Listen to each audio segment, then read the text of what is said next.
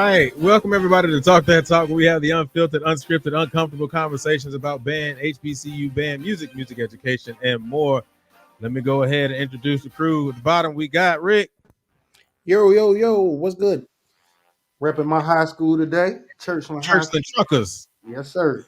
All right, and also at the top, we got Quan and his kids. Hey.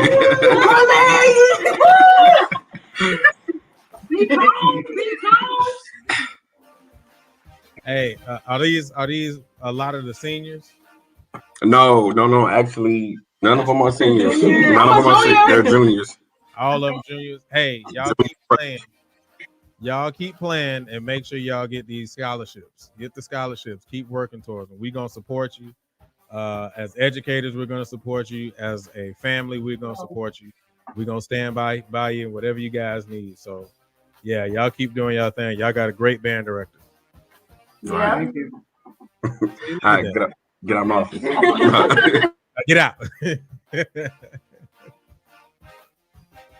All right, man. All right. It's good to see y'all, brothers, man. I don't know where Mario is, but it's all good. We're just going to keep rocking anyway. Any good news, any thoughts before we go ahead and get into this? Because you already know what's going down.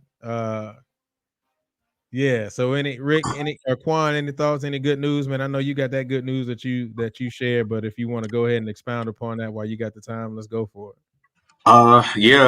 Just overall, it was a blessing. In the beginning of November, I took my entire band and dancers to Langston University for their band day, and I had 9 students that auditioned, and all 9 students received $50,000 worth of scholarship. It's his first time that has ever happened at Worthing history, so I'm very humble. I'm blessed about it, and I'm excited to keep pushing these kids and keep pushing the envelope to give these Black and brown students an opportunity to go to college. Yeah, man, you're humble. You're humble. So humble. You're humble, man. No, I appreciate, man. I don't know what's going on with my camera, bro. I don't know why it keeps going in and out, but we're gonna rock with it today. But yeah, man, that's a great thing, man. Your information has actually been spread all over the band circuit, man. I saw it in a lot of places. So shout outs to everybody who was actually posting this information, man. I know I saw it in Meet Me on the 50. I know I saw it on Band Talk, the Instagram page. So it was a couple of places I did see it. So man, shout out to you, shout out to your kids. Like I just told them, we're gonna keep supporting and show love to the kids, man, and what you're doing, man, because you're really investing in those kids, and so they deserve the accolades too. So we're gonna give you your flowers, and we're gonna give your kids your flowers as well. So once again, much love, brother. Rick, you got anything, bro? No. I mean, yeah, I guess, I did my final presentation yesterday. So all I got to do now is my defense and exams and all next semester. So I'm seeing the finish line here. But other than that, the drum corps, I'm the caption head of the Mandarins. They're doing really well. Like, it's just like Quan said, God has been in the blessing business, man, and it's really been pouring onto all of us. And I hope that it stays that way. But no, other than that, no, man, I'm ready for today's show. Okay. All right. So first of all, man, once again, much success to you, brother. I support you. We support you most definitely. But also let's make sure that we continue to support Brother Rick and the Mandarins Drum and Bugle Corps, man. Let's try to make sure that we get our kids exposed to as many of these opportunities as possible. And we're going to actually get into that a little bit more today, but it's all good. So let's go ahead and let's get with this. So I'm going to go ahead and start it off and bring it up. We got a lot of traction this week, brother. And it was mostly because of Rick. Rick and his usual. Yes, he's always the one. But no, we got a lot of traction this week. And one of the things that I thought was interesting is a lot of people had a lot of things to say. And so, I said, well, if a lot of people got a lot of things to say, then let's go ahead and open it up and give people the opportunity to have the conversations that they said that they want to have. So this is how the show is going to rock today. we're gonna go ahead and continue with our normal show. We're gonna give 2 topics, and then after the 2 topics, then we're gonna open it up and we're gonna let anybody call in who has any quote unquote smoke or anything that they need to say or any questions that they have, and we're gonna talk about it and we're gonna discuss it. And we're gonna rock from there. All right. So let's go ahead and do it the right way. Let's start it off right. If you're watching us right now, if you're just tuning in, welcome everybody to Talk That Talk. We have the unfiltered, unscripted, uncomfortable conversations about band, HBCU band culture, music education, and more. As soon as you come in, please make sure that you go ahead and click that like button. Go ahead and click that like button. Do not wait. Just go ahead and click it as soon as you walk in. All right. And also, please make sure that you subscribe to the network. Go over to Real Talk That Talk and click the subscribe button and turn on notifications. All right. Here we go. So we're going to get into the first topic. And I got to call Mario. I don't know where Mario's at, but I'll hit him up in a second. All right. So our Where's first Boo Boo Kitty? I don't know. I talked to her earlier today.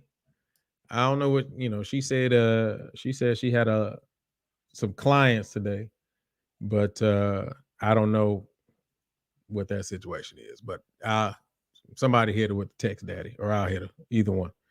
All right, but let's go ahead and make it happen.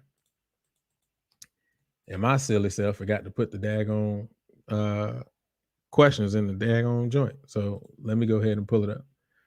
Okay, so I was listening to a podcast, and I try to listen to a lot of podcasts, as many as I possibly can. But I was listening to a podcast earlier this week, and there was a question that was asked, and it was very similar to the question that we talked about last week, but it kind of went more in depth. And I want to get you all's thought process on this, and let's actually really talk about it. So I'm going to really jump out there. Are HBCUs preparing our students for real life?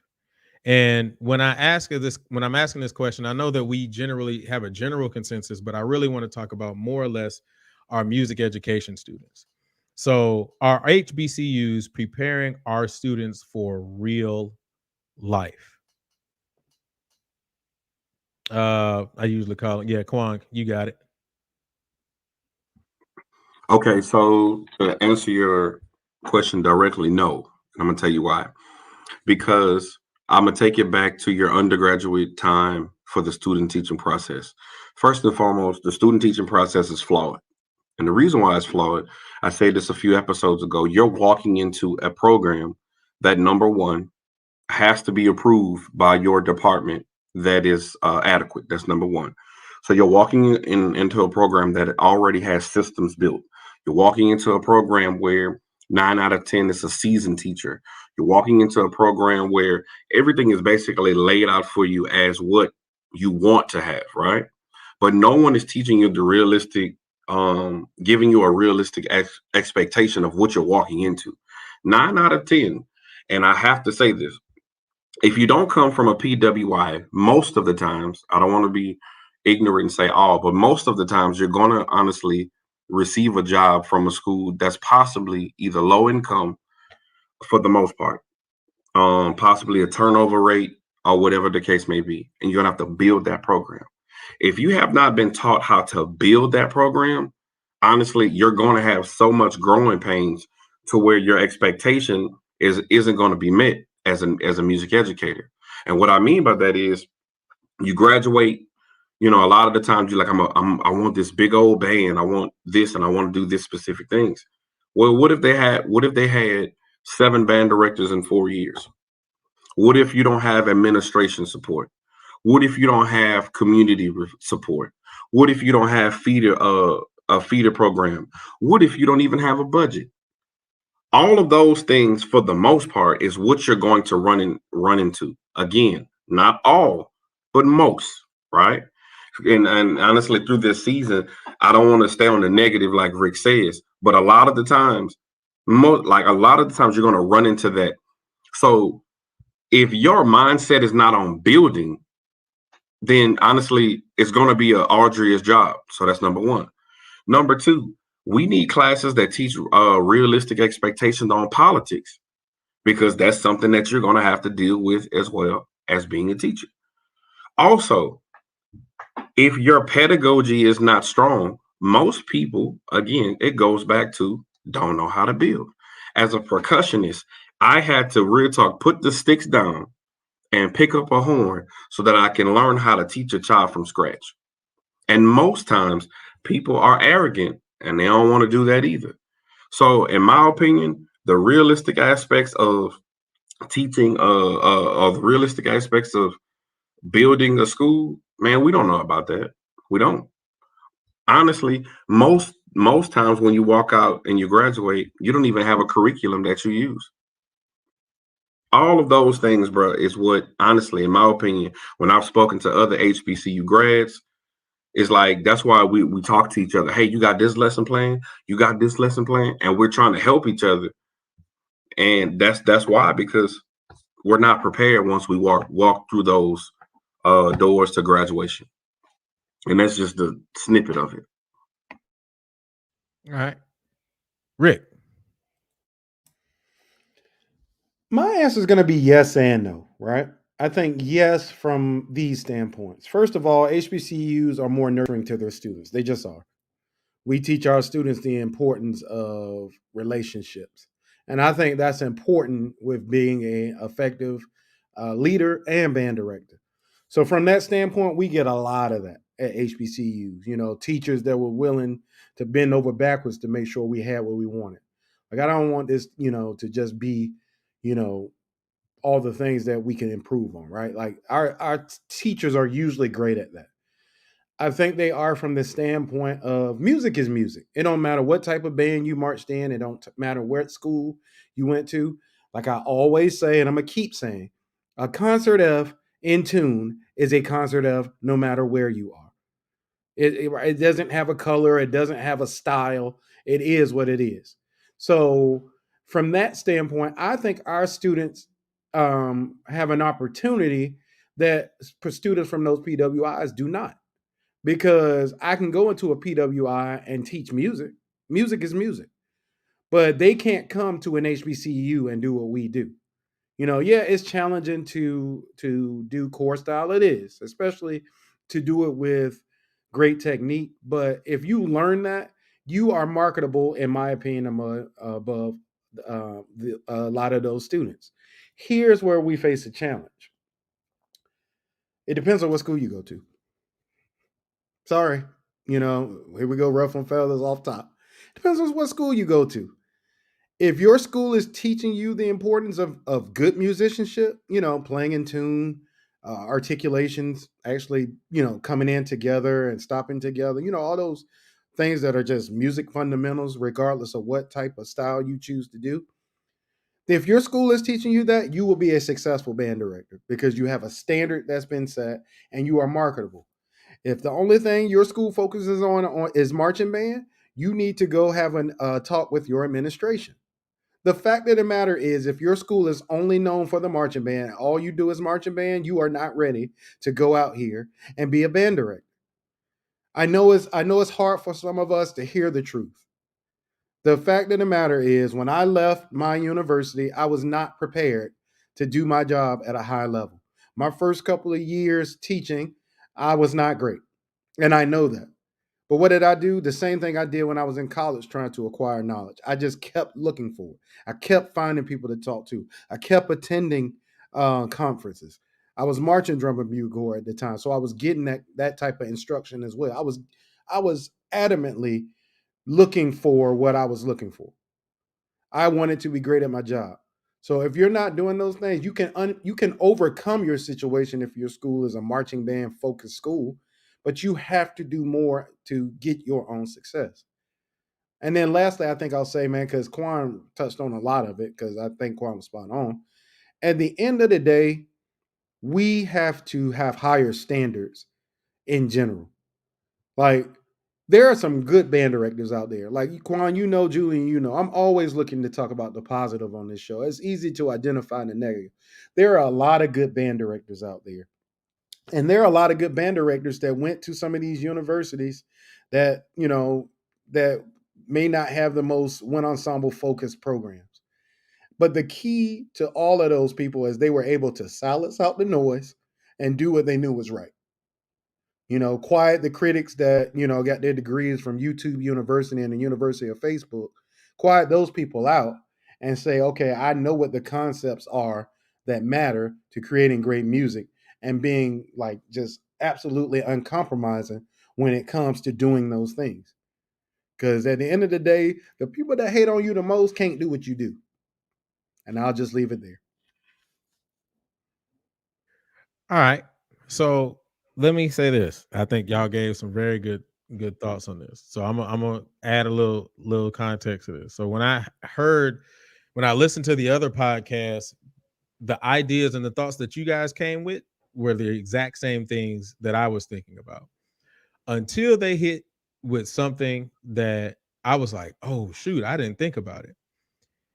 So one of the things that they were talking about when we put our kids out there into the real world, a lot of people are uncomfortable with communicating with white folks. And I'm just going to put it out there because they've spent a lot of time only ingrained in our culture. Whereas at a PWI, they've had that chance to be able to converse and be around those cultures, so it's easier for them to adapt into those cultures. So in the music education realm, remember that we don't compete against ourselves, we're competing against the totality. And I mean, you can apply that to any market for the most part, but just talking about music education. So in that regard, when we think about it from that perspective, going back to the question, are HBCUs preparing our students for real life? I think that is a valid argument, but the problem is with that argument is this: most students that are going to HBCUs, it's not all obviously, but most students that go to HBCUs are going to teach in schools that look like they're HBCU, especially as band directors. So even in that situation, they don't have to have those quote unquote skills that you were speaking of. So and I'm not necessarily sure that that's true.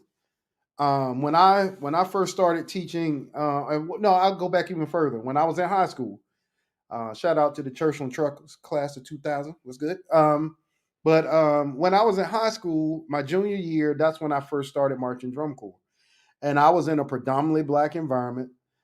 Never marched corps before, didn't know what the heck was going on. And when I got there, it was a complete culture shock. And it was a culture shock on different levels, right? So I had never had interactions with openly gay people before my time in drum corps. So for me, those interactions were uncomfortable because I didn't know I just act normal. I thought I was supposed to, show I wasn't gay bashing or something like that. Like what most people do in those situations when they're uncomfortable, they do too much instead of just being yourself, right? So that was a culture shock. Naturally, because I wasn't around a bunch of white folks at the time, I didn't know though what those interactions were. So I think that there's a lot of uncomfortability that comes with being put in a position where you're not, where you're not knowledgeable or where you're not necessarily inept on what that community or that group of people does. But at the end of the day, in my opinion, your teaching should speak for itself. If you're a great teacher, anybody can recognize a great teacher. When I look at the news and I see Worthing High School up on the news with 8 students that got $50,000 in scholarship, my mind ain't going to, oh man, that school ain't about nothing. You're gonna say, damn, that brother doing something. You know what I'm saying? So, it's 9. Oh, my fault, 9 students. My bad.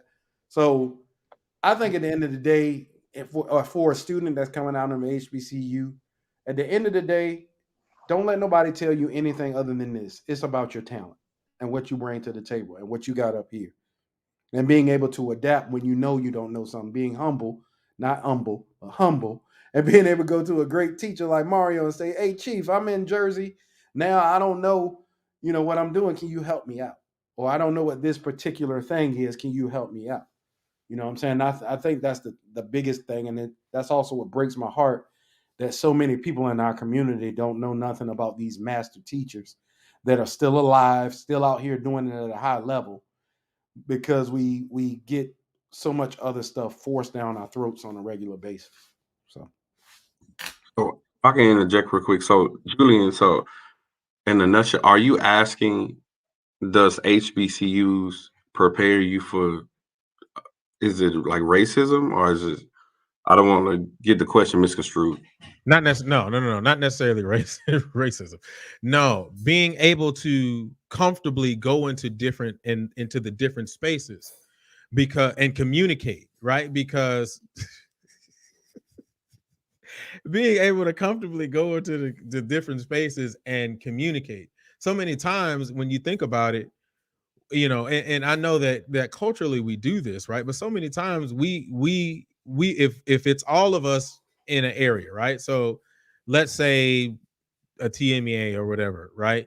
We typically, because we're used to gravitating to ourselves, will go in our own little corner and then have our own conversations. All I'm right. disagreeing. No, I Wait, disagree let me finish. wholeheartedly. Let me finish. Let me finish. Let me Go finish. ahead. Let me finish. Good Lord. Okay. What I'm saying is there, and I'm not talking about you specifically. That's what I'm saying. Like, I'm not talking about you specifically, but I've sat back and I've watched, and I've seen a lot of us gravitate to our own corners and not necessarily intermingle a lot, or in a situation where even if you wanted to get that higher level job or higher level position, and having that communication, not necessarily higher level, but going into those different communities and those different spaces to have those, to try to get those jobs or take those jobs. In most cases, like you said, Rick, we were quicker to go to our own places. And I'm asking, or the question is it because of the fact that we're not put into spaces and positions to interact with different cultures as a PWI would, because they were probably more comfortable doing it on a normal basis. I so thank you for that clarity. So for me, I respectfully disagree, because in my opinion, I feel like that we're the most adaptable people, and I'm saying that because we know how racism feels. We know how it feels to be picked out, to be picked on. And so I'm gonna just say it candidly. I feel like as Black people, we don't want another person to feel like that, regardless of their black, blue, brown, purple, whatever the case may be. Regardless if you gay, straight, trans, whatever the case uh, of the situation may be, we don't want to make another person feel bad for merely being them, because on a day to day basis, you know, depending on where we are, we're looked at differently due to the color of our skin. So, in my opinion, we could teach whatever, we could teach whomever, but I don't think sometimes other races are so apt to teach to our kids and understand that that's the trauma that they go through, or be able to, in the terms, unpack their backpack and understand what they're going through. I think that's why we are more marketable, because we could do the best of both worlds. Think about it. You gentlemen understand core style to a high level, some of the highest level there is, as well as how to pump and drive and 8 to 5. They will not, they're not, some of them are not willing to adapt to that. But So mhm. your argument, I think, is perfect, right? In the same way that a lot of us don't go to their side. Hey, boo boo kitty, and you got the kitty ears on. I'm so happy. But the same way that they not coming to us. People from UT ain't saying I can't wait to go teach in the city of Houston in one of those inner city schools. And I think we always take that on ourselves as HBCU graduates.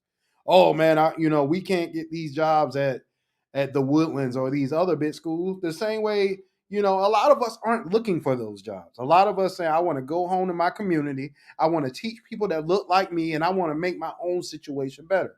That's the same thing they saying. I marched at U of H. I'm going to teach a band that marched like U of H. Not nothing against your band or that band. It just ain't for me. And so I think to specifically focus that on HBCU students is not always an effective thing, because it's level playing field in my opinion. Maya, it look like you smoking on something. It's a smoke or something in there. What you got in there, girl? In a car. No, like I'm trying to make do with what I have. So Huh? I'm clearly not at home. Yeah. Um, and the front face of my work computer, I mean, what you call this thing? Phone. The something's wrong with the screen. So it's like the thing is glared, but then I couldn't figure out the password to log in on other phones. I'm just trying to make do with what I have, Okay. so I can at least be present because, See, adapting. huh? See, she's adapting. She's adapting. I'm at this point I'm finessing. It ain't even adapting. It's just trying to make do with what I have, so I can at least be here. Chief, what's up there, young fella? Man, what's good with you, brethren? What What up, up, though? man? What up, Quan? What up? What up, y'all? What's It's up? good to see y'all, man. It's always great to see y'all, man. Man, All never right. slept rehearsal. Understandable. All right. Any more thoughts on this? Yes, no, maybe so. We good? Because I know it's a lot of people here waiting to get to the smoke. So who want the smoke? Who? All right. All right. All right, let's keep it rolling then, man. If you just tuned in, welcome everybody to Talk That Talk. We have the unfiltered, unscripted, uncomfortable conversations about band, HBCU, band culture, music education, and more. As soon as you come in, go ahead and make sure you click that like button. Click that like button. Go ahead and click that like button. Let's get these likes up. We want our likes to match the number of people that we have as viewers. And also, please make sure that you go over to the YouTube network. If you're watching this on Facebook, go over to the YouTube and make sure that you subscribe to the network. Subscribe to the network. All right. On to the next topic. I'm trying to hurry up and get it up on the screen. Good Lord. Man, I don't know why my joint is messing up. I'm trying to email myself. If I can't email it to me, I'll just talk about it. There it is. All right. Cool. So in going through a lot of the I guess comments that we've had a lot lately. One of the comments stood out to me, and I thought it was very, very interesting. And I'm gonna put it up here on the screen. So let me put it up on the screen. There you go, Rick. Tina in here. Hit you with the Churchland Truckers. Miss. Good old Portsmouth. And that's my rookie sister. Let's go. Dirty water. For Booker T. No, No, Dirty sorry. water. I see North. Oh, dirty water. All right. Here we go. So let me put this up on the screen. All right. So I got this comment, and I want to talk about this for a second. Let me see if y'all can see this. Can y'all see that? I can't. Somebody read it to me. I don't think they can see it. So one of the things that came up, or one of the questions was, they were commenting on the video, and one of the things they said was, so why are you not talking about PWIs taking from DCI? Not everybody is a music major. Some people just want to play in an ensemble. And then they said, so yeah, Rick, you was wrong. But it actually put a question in my brain, and I wanted to ask this. And I know I've asked this once before, but I'm going to really go into detail about this. Why do we dismiss music majors? Why do we dismiss music majors? Let me really give a thought about this, right? So when that question came, or excuse me, when that post came up, one of the things that I thought about is when we talk about, especially in the HBCU sector, when we talk about band, it's always like, let's entertain, let's crank up, let's entertain, let's do this, let's do that.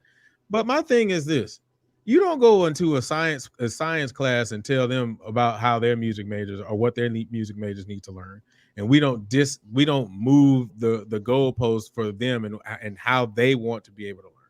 We don't say everybody's not a science major. You get in there and you follow what the expectation is of what a quote unquote science major would be. You learn the information. However, when we get inside of the band room, we just say, to hell with the music majors, let's just crank up, right? So my question is, why do we dismiss music majors? Because the reality is these marching band ensembles are really labs when you really think about it. There are labs. So that's the question on the floor. Why do we dismiss music majors? Chief? I don't think we dismiss music majors. I think marching band is just an environment, the HBCU marching band culture. I mean, marching bands in general, not just HBCUs. Big Ten style, different type of marching bands are employed as pep units and entertainment groups, and that's literally their like sole purpose is to be entertainment groups. They're supposed to be pepping on the football team. So it's hard to equate that to science labs and science. I understand what you mean, but there's a space for those nuances to be um, dealt with, I guess, in a manner that is more formal to people who are in that arrangement. So, for example, if I have you say we don't go into a science lab and ask somebody to do such and such, um, you're taking a science class, so you're in a science class learning a specific curriculum. If you are in most people aren't taking the marching band class, they may just be in the marching band. If they are taking the marching band class, um, the problem we do have with some places, they don't learn how to teach marching maneuvers, they don't learn how to teach drill, stuff like that. But I don't want it to come from my only perspective of people just want to play loud, but that's just a small part of it. They may not be even learning how to organize, how to budget their programs. They're not learning how. Those are like educational things for music Come majors to on. take from band. Those are all very, very important skill sets to have, and I think things that should be focused on rather than just the way you play is one aspect of the marching band arena and one aspect of leadership within this domain. It's important to understand all the other things that kind of go into making things happen. So I think, yeah, I don't think you dismiss music major, but I think that because not every program I feel like does that. Because, like, for example, Norfolk State University, our drum majors was not up there because they were the best dancers or they looked the best doing a certain type of move. They were up there because oftentimes they were the people who had a certain level of respect and they were good musicians. I know during my time there were people who were good musicians, you know. So I think that's and so you put your good musicians who are music majors up front to help them learn and develop those skills, so they take that into their careers. A lot of times the people in the Spartan Legion who were section leaders were music majors oftentimes, so they got a chance to lead and be able to organize the way the music should be presented, and that was a part of the culture of our program. So that's what I said, it's the same for everybody depending on your program. That's my piece. All right, Rick. I don't think that people forget about marching band or music majors. I think the biggest thing is that people are in band for community, right? It ain't just about, what the band does. It's about, being a part of the largest student organization on most people's campuses and what comes with that. My rookie class had 120 people in it. So for us, that's 120 brothers and sisters that I have. So, for a lot of people that aren't music majors, that's what the band means to them. On the other hand, I just don't agree that people forget about music majors. Like, at the end of the day, every band in the country has music majors. Now the ratio is different. I know at some HBCUs they require you to march in the band for like 2 years, and others are 4, whatever that may be. I don't think that that's the case. Now, if you want to talk about just all out ignorance, we can do that too. But yeah, in general, I think that music majors hold a special place in every band. Because at the end of the day, student leadership is an extension of the band director. I need to be able to go in the band room and say, okay, guys, today we're working on measure 37 to 47 only. And know that my section leader or whoever, if they are a music major, has the ears to be able to identify problems and fix them in real time. And that's a part of a well-rounded music education. Because at the end of the day, good band directors aren't the people that can stand up there and say, blow that hole. Good band directors are the people that can get up there, identify issues in real time, and address them in real time with solid pedagogy. Hey, we're not coming in together. That's a good correction. A lot of people will know what that means, but how do you fix it? So I think that at the end of the day, you have to have some solid music majors in place. And then also understanding that there are some great musicians that aren't music majors. We have 250 people in our band up here, and of our band, only about 40 of them are music majors. So our ratio is really low. So yeah, man, it's just all in, what what those people bring to the table and are they qualified to do the job. And I think music majors have a little more qualification than others in certain points. So yeah. I was gonna comment on something you said, but don't worry about it. Quan, go ahead. I think we've kind of covered a lot of things, but it one thing that is depends where you go. That's number one, first and foremost. Um, when I was marching at PV, being honest, we kind of had a mixture of people that were on a podium who were student leaders. Like I know tuba section leader Rory, he was on the podium a lot. And then we had another guy, trombone player named Jerry. He wasn't a music major. Um, However, we had another guy, Christopher Mosley, who was a music major. So it honestly it depends on your program. But I think no one honestly said this. Some people are just ignorant to the fact of what a music major does too. Being honest, because if you say music major, a person be like, "Oh, what you do, Mary J. Blige?" Like, I mean, they don't understand that. We're taking 4 years of music theory, counterpoint if it's offered, so forth and so on. I do agree with what Mario said. If you're taking a band class outside of the traditional technical and pedagogy of teaching music, there's an administrative side of being a band director that honestly you literally learn by trial and error. And that's unfortunate. And you, for the most part, sometimes you end up messing up to actually learn, well, this is the right way. So I think it's just a sense of many people really just don't know because all they see is the product. And that's some of the issue that we deal with. All they see is the product. They don't see the 1,000 hours that we work from Monday to Thursday or Monday to Friday to put on a performance Saturday. They don't see going over scales and shaping the embouchure and vowel sounds. They don't see that part. They just see, man, they hitting that line. Man, those lines were straight. Man, they sound good. Man, it was blowing. Man, that dance routine was fire. That's all they see. Uh, and then thirdly, like I said, depending on where you go, are those band directors giving those music majors a real opportunity uh, for their programs to teach because they're going to transition and be doing that for the rest of their lives. So it just depends. I don't think we dismiss them, but I think non music majors really don't understand honestly what they go through. But I think the other part of that too, Quan, is this. I think another spot. I think Julian, correct me if I'm wrong. Where you're coming from is that you have school districts that will completely write off our graduates. Like they'll graduate from college, got a quality education, but because they went to certain schools, they don't get opportunity. They don't get taken seriously, and that happen. I've seen it happen in the city of Houston. Like it happens. And so I think that ties back into the last question, which we were talking about. I think it is all about where you go to school, right?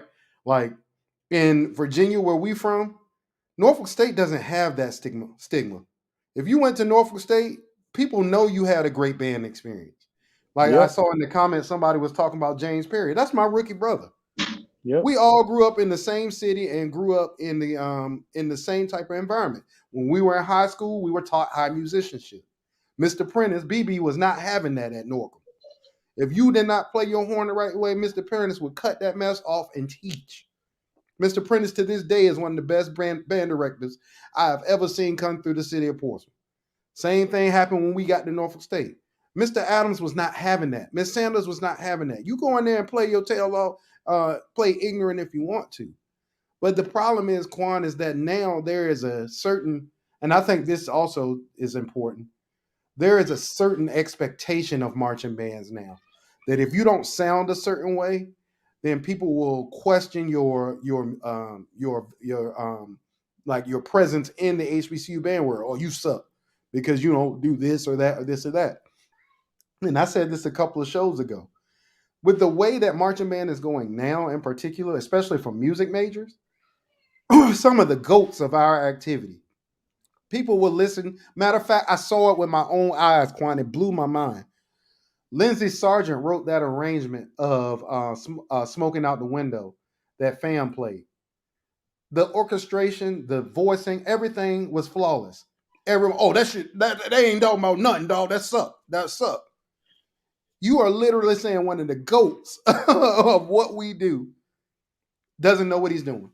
His arrangement sucks. Even though we were all singing "Praise is what I do," total praise, all them songs that he arranged then, but because the way he arranged then don't work with the way people want band to sound now. Now all of a sudden he sucks. Like it's just insanity. Go ahead, Chief. I'm sorry, bro. Go ahead, bro. No, man, I don't disagree. I was kind of, I made my point earlier, so I definitely I hear you. I think we got a lot when it comes to. I think somebody mentioned it. I think if you know music, man, you know music at the end of the day. I just think um, different programs in different schools require different things of their students. Some people focus on their band, and some people focus on their band and the matriculation process of like making sure the kids get through and they have what they need on the next level. Not everybody programs focus on that, and that's not to shade nobody, nothing like that. It just may be what they have in their situation right now. Maybe it may not be historically that way. It just may be currently that way. I mean, just different situations for different people. But I think when it comes down to it, music majors aren't being dismissed, in my opinion.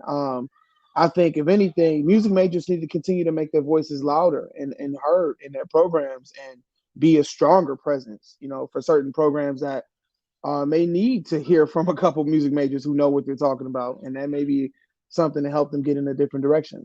So they can't have the blind leading the blind. You have the people who should know. That's what you're in school for. You should know. They don't always know, but that's what they should be learning. So yeah, that's my 2 cents on that. All right, bet. All right. Well, let's do it the right way. Welcome everybody to Talk That Talk. We have the unfiltered, unscripted, uncomfortable conversations about band, HBCU, band culture, music education, and more. If you just tuning in, make sure that you go ahead and you click that like button. Boom, there we go. Smash the like button. Smash the like button. Let's get these likes up, man. We need to make sure that we get these likes up. We got a lot of people in here watching. We want to get these likes up. Also, please make sure that you go over to the YouTube page and subscribe to the network. All right, that time is here. Okay, I went ahead and I put the link inside of the description. Why do I always say description? I put the link inside the comments, but I'm going to go ahead and put the link inside the comments yet again. This is for that moment for all those people who said that they wanted to have this conversation. There it is. We opening up the phone lines. Cam up if you have something to say. So let's go ahead and cam up. I put the link inside the description. We're going to actually give you about 2-3 minutes to cam up since everybody has so much to say. When we posted, or excuse me, not when we posted, when the post went out about mass bans and everything, and everybody has something to say. Here is your opportunity to say whatever it is that you need to say. So go ahead, and I'm gonna fall back. I'll put the stream in there. I mean the link in there. Click that link and cam up, and let's see what you got to say. As you're preparing to as you're opening up the lines for people to come on in, man, one thing that came to my mind, I was like, I don't even know who we is really. I guess like people in general, because I can't call it. It ain't a black thing. It's just people, man. We just got to work on being able to disagree with things and not be disagreeable. Yeah. You know what I mean? I just feel like sometimes we get into this space where like whatever we think is something, we can be so like almost high and mighty about our positions from whatever level we come from. And I think it's important for us all to have an open mind and open heart to things that are maybe different from what we may feel or think. And even if you don't agree, I'm not going to disrespect you. You know what I'm saying? Like, I'm not going to disrespect you. Like, if I don't agree with, like, if I don't, like, so for example, we were having this conversation and Rick was saying some things and I said some things that I didn't, like that in disagreement, but we didn't argue. We weren't arguing. We just talking. And it's like, it's okay to like have a conversation. I think we should invite conversation. We have so much of a like culture of now, like I think maybe American culture, whatever, where we get into a space where everybody got to agree on everything. And it's like, it's okay to disagree. And like, if you got something to back up what you're saying and you feel strongly about it and you have some type of, like, you feel like you have some type of evidence to like kind of support what you're saying and another person feels the same thing, you just may have a disagreement. And that's okay. Well, Live to fight another day. let me address it, Mario, since I'm the one that everybody mad at. You know, Go ahead, bro. it's funny, bro. Well, they That, obviously that ain't that mad at you because ain't nobody trying to come in. You know what I'm hey saying? man, Like, I'm but gonna go say ahead. what I Go ahead, got. I'm gonna say this, Julie, because I purposely didn't respond in these groups because everybody is an expert in these groups. But I just jotted down a couple of things here that I thought would be pertinent for us to talk about tonight. Um, First and foremost, I want to start right. I would like to apologize by saying that the people that do that after 30, 40, 50 should seek mental health. Mental health is a serious thing, and we should not play around with that. Like, I know that personally, that mental health issues, are out here, especially with COVID. So I want to start there. That I apologize for saying that these people should seek mental health. All right, I want that to be the first thing y'all hear from me. All right, let's get to it. It's funny, Mario, how people can form all these opinions off a 30-second clip that was put together to get Right, people riled up. They didn't right, listen to the whole 30-minute conversation that we had. right, It was literally they took the 30-second clip, this small, from a 30-minute conversation, and formed all these opinions that in many times didn't even like go with what was actually said right, in the 30 right. minutes. I don't have a problem with mass bands, y'all. I don't. I have a problem with the approach that a lot of these groups take to mass band. Would it hurt to pull a tuner out? Will it hurt? Would it hurt to teach articulation and coming in together, stopping together, taking the appropriate breath, playing with good timbre, all these things that makes bands great?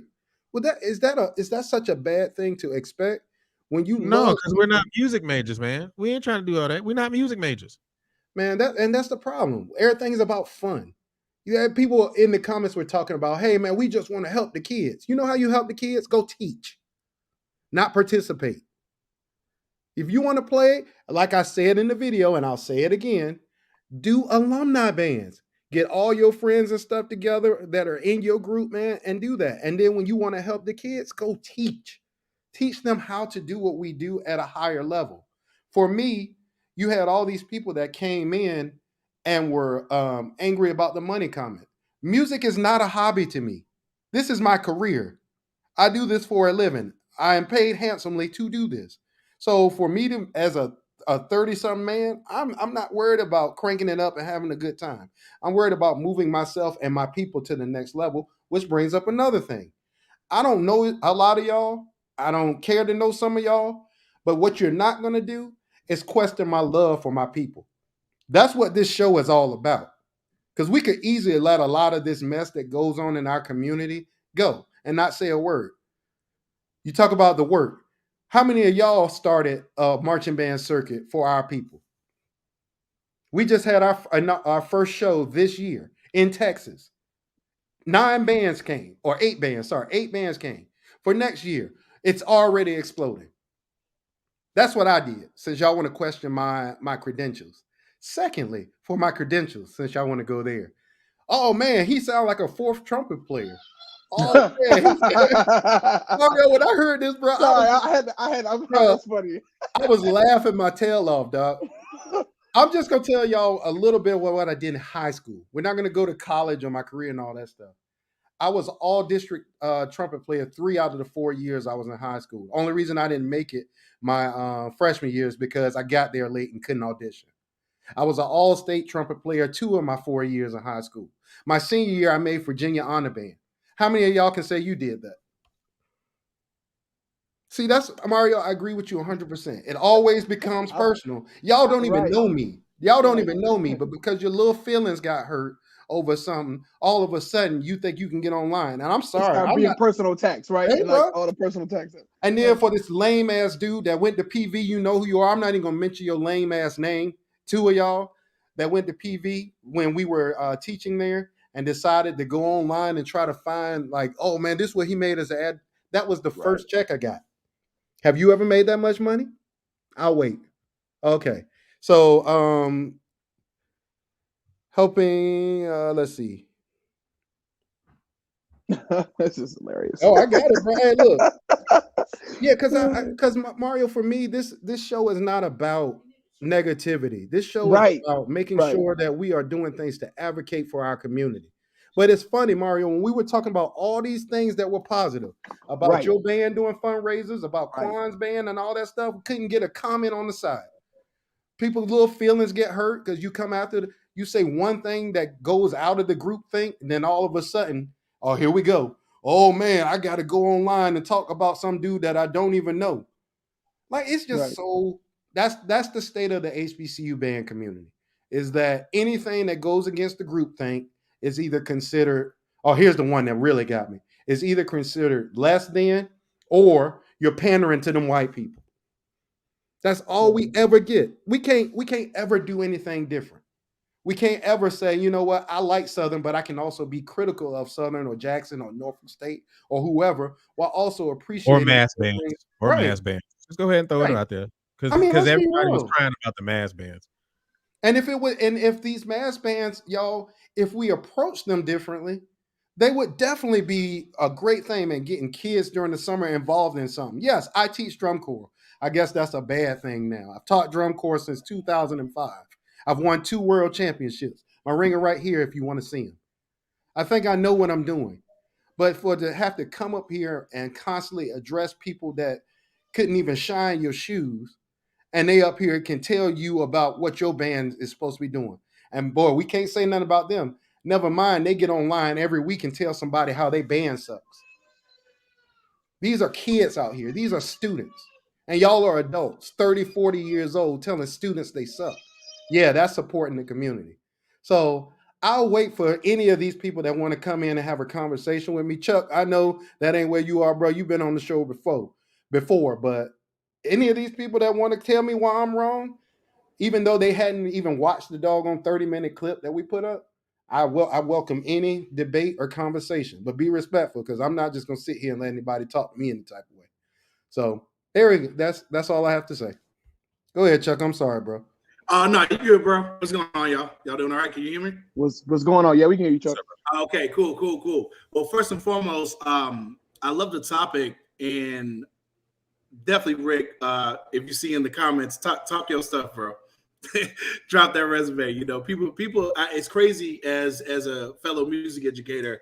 You know, like what was in the last topic, that people don't realize what we have to do to do what we do. Not only as an undergrad, but also continuing, you know, CEUs, and we got all of our band director buddies and friends that are at the Midwest right now, you know, getting that knowledge so they can bring it back to their program.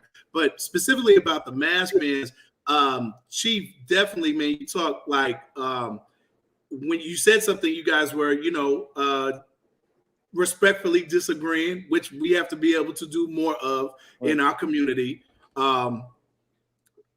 I've had an opportunity to teach in different areas, and I can remember teaching in suburbs and then teaching in the inner city of Chicago. I taught on the South Side for 4 years in Chicago, and seeing the difference. You know, when I was in my graduate program at Vandercook in Chicago, I had one of my classmates reached out to me and said, "Hey, I did a presentation about HBCU bands."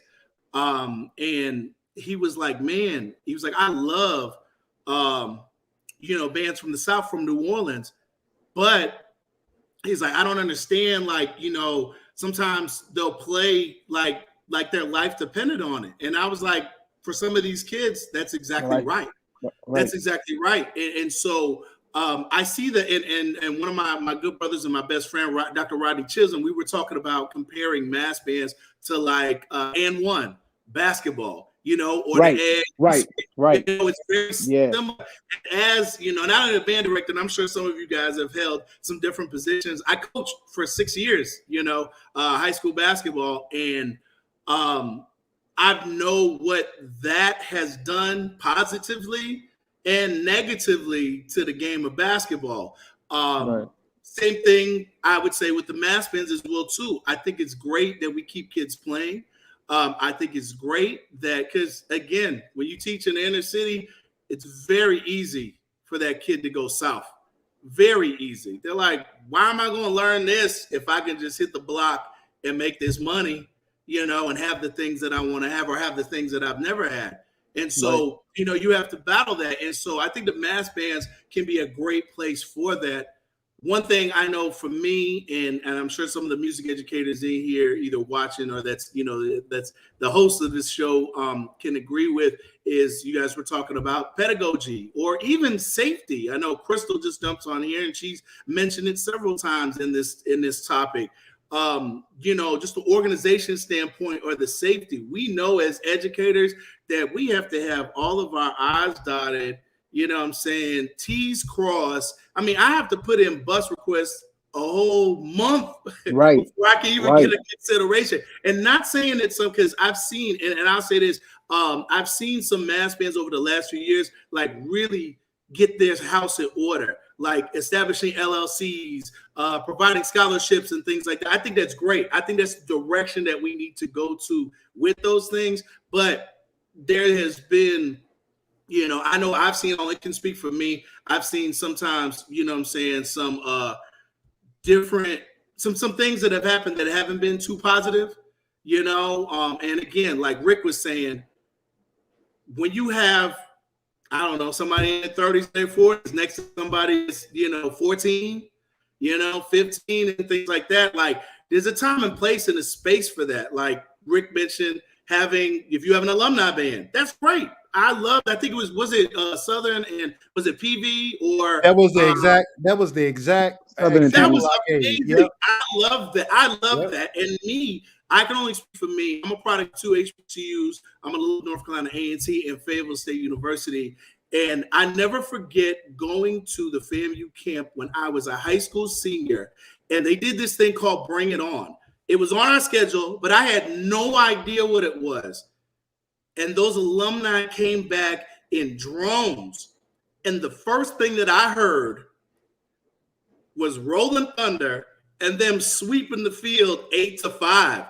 When I first saw those guys come on the field, I was like, man, what are these old guys going to do? Man, they played like they didn't miss a day of rehearsal. Or remember homecoming a couple of years ago, Chuck, when Southern did that alumni band that was just as big as the actual band, and it was like they looked like Southern.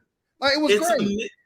And that's great. That's inspirational. I still remember that to this day. And I said, when I get into college and I get in the band, every opportunity that I have, I'm going to be an alumni band when it's the right time and the right space, And so again, I think, or I know that the mass band, there is a place for it. But again, as educators, and we know, I mean, it's popping up more now than ever of used to be coaches. Now we're seeing other teachers and band directors, get into these situations and these relationships with these students. And it's a major thing. I mean, I just started teaching in Georgia. This is my first year in Georgia. And before I came in, we had to watch this whole video and take a test about grooming. I'm sure there's a lot of folks that don't understand what that is and how we play such a major role in the inspiration of these kids. They look at us just like I used to watch And1 and want to be like Picasso or the professor, they look at these band directors, these individuals. I mean, the podium is such, that's where I teach my kids, but I learned this in high school. You walk past the podium, you duck in your head, out of respect for the position and the director. That's even if there's nobody there, my kids do it. Just out of respect for that, because it's a position of power, position of leadership and responsibility. And Chuck, if you allow me, bro, I want to go ahead, bro. I want to touch on that because I think you're bringing up something that's very important, and that's respect, right? That's respect for anything. Chuck, something really broke my heart the other day, man, and it won't this mess. I was in one of them groups, the Uncut group. And there was a story about how a young man who was a recent graduate of A&T had got in trouble. I know exactly what you're talking about. Yeah. That's my chapter, bro. Like, right. He had got in trouble for inappropriate relationships. Yeah. And people were on there making jokes about it like it was funny. But they over here online mad. They made a whole meme about it. Yeah. Yeah. Like that's where we are as a people. We got people that glorify that behavior. Whereas you got, so I guess my question to you, Chuck, is this, and Julian, I would love for us to talk about this. Yeah. What are we looking for with our programs? Is there a standard at all? Is there a standard of behavior as professionals? Is there a standard of expectation for musicianship and performance? Yes, entertainment is important. Me personally, when I knew I wasn't a great band director, I was doing like some of the people here are doing. I went to TMEA. I went to Midwest. I went to these places where the people don't look like us. Majority of the people there don't look like me and you and Mario. Right. You know what I'm saying? Absolutely. I sought out the information that I knew I didn't know. Whereas in our community, it's okay to not have the knowledge you need to be great at your job, but that makes you an expert because you marched in somebody's band 10, 15 years ago. Just because you marched in the band doesn't make you an expert at music. That just means you were able to put one foot in front of the other and play music. But to Bro. get up there and do the job that it takes to be a professional and to be a teacher, not a mentor, a teacher of the art. Music is an art, it is not a hobby. To get up there and teach this art form that so many of our ancestors worked so hard to mold for us, especially with American music. American music is black music. You know what I'm saying? Like it Right. is. So what is the expectation? What do we have as a group of educated black men or people of color, whoever you are, women, whoever, that what is the standard that we're trying to achieve? Is it just so we can have a punchline on Facebook, or are we actually trying to improve the community in a positive way? Well, I think honestly, Yeah. and I know a couple of people want to get in there, and I'm just gonna say my piece and get back out because I'm still trying to figure out why we had over 500 comments on on the what was it the Uncut. uncut No, group, meet and me on then the 50. also Eddie's group, meet me on the 50. We had 200 over there, and I think 300 and uncut. But all of a sudden, can't nobody say nothing when you got to actually look at somebody in their eye. But we ain't gonna talk about that. But I really think that unfortunately we've gotten to, as far as the culture is concerned, when you and what you're talking about, we've got into this thing where it's about being petty. Who's the first one to make the first petty comment and can and joke about things? And I remember when I was teaching in St. Croix, I put a post up on Facebook, and that was during the time when the phrase was "it ain't that serious." I don't know if y'all remember that, but it was a couple of years, a lot of years ago, maybe over 10 years ago, when everybody was going, "Man, it ain't that serious. Man, it ain't that serious." Well, now we've gotten to a point to where nobody takes anything seriously anymore. Everything is a joke. Everything. Nothing has, like you said, Rick, any standard, especially in our culture. So I definitely get where you're coming from, Rick. So yeah, 100%. There's a couple things that I pulled from this. Like, so, I was on the side of, so I understood. I agree with Rick about the fact that, like, the age issue with the inappropriateness is the negative part. You know what I mean? Because in the negatives, in most situations, it will always outride the positives, because all it takes is one negative to end a whole program. So, you know what I mean? You don't need but one situation to ruin it for everything else. So I was on the mindset, I was talking about that gap, right? For people who do want to find a way to give back. Their program doesn't exist anymore in the city. They never went to a college to march. They live in the city and work a regular job. And they got, these young kids who want to play trombone, and there's no people to do it. And they don't really teach lessons because they're not really that good, but they're better than, what I mean? They have a little bit of skill, and they're like just trying to, find a way to that old avenue reminds them of a positive place. And, everybody understands this on this call, the mundane vibe of life sometimes. So you go through day to day and it can just get, monotonous, and just like, just doing another day. What my position was on this was just that I'm not sitting here being a music police on everybody. However, there does need to be a higher standard when it comes to universities. I just don't believe in bands copying mass bands. Like, that's what I feel like. A university should separate itself from the mass band. Can operate however they want to. You have the NBA and you have N1. N1 can exist with the NBA. You still, a travel is a travel. Well, I don't know, unless you're Brian, but but in most cases, a travel is a travel, or whatever. You can call certain rules, but then you come to N1, you can do some stuff to hype up the crowd and get the oohs and ahs.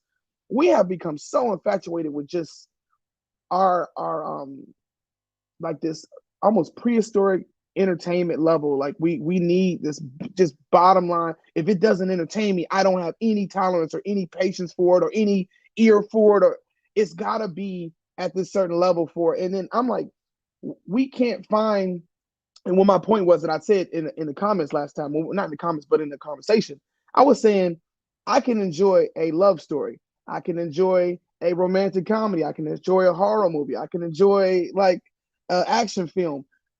It doesn't take anything from anything else for me to enjoy different things. And that's all I was saying, is that people have different ears, and their ears may not be music education ears. Their ears are ears based on whatever it is that sounds good in their brain, and they are allowed to play an instrument in a space. However, you play an instrument in an environment with a bunch of kids, there is going to be red flags coming up, because the ideal of the potential for inappropriateness, for me as an educator, I just cringe at the idea of like bringing people who are 35, 40 into my band room, like that are not educators already, or not people who are like have something to lose. Some of these people are working regular jobs and they can go under the radar, and they can just like, oh, whatever, like, and then we have this idea where because I was about to say something. I don't want to call out no programs, but I'll just say this. I know that there was a person who was 27 years old having sex with a 16-year-old. I won't say where I was, but I know this happened. And I was 16 or 17. I was 16, 17. And I know this was happening. I know it for a fact. But it was looked at as, or whatever. And this was an alumni situation. And I'm saying this because we let this stuff go. And I was just having a conversation with some of my alumni kids who came back. They're just like seniors in high school. I mean, seniors in college, just about to graduate, just turned 21, whatever. And they would come back to just speak to the kids or whatever in the band and give them some words of advice going into high school for some of the, graduating kids. And I said to them, I said, man, you got to be careful in these spaces, because thank God there haven't been any like big situations with mass bands, because then it's going to be a trickle effect to everybody else getting canceled. All it takes is one. That's all I'm saying, is be careful. I'm not the music police on everybody. In a university setting, I am the music police.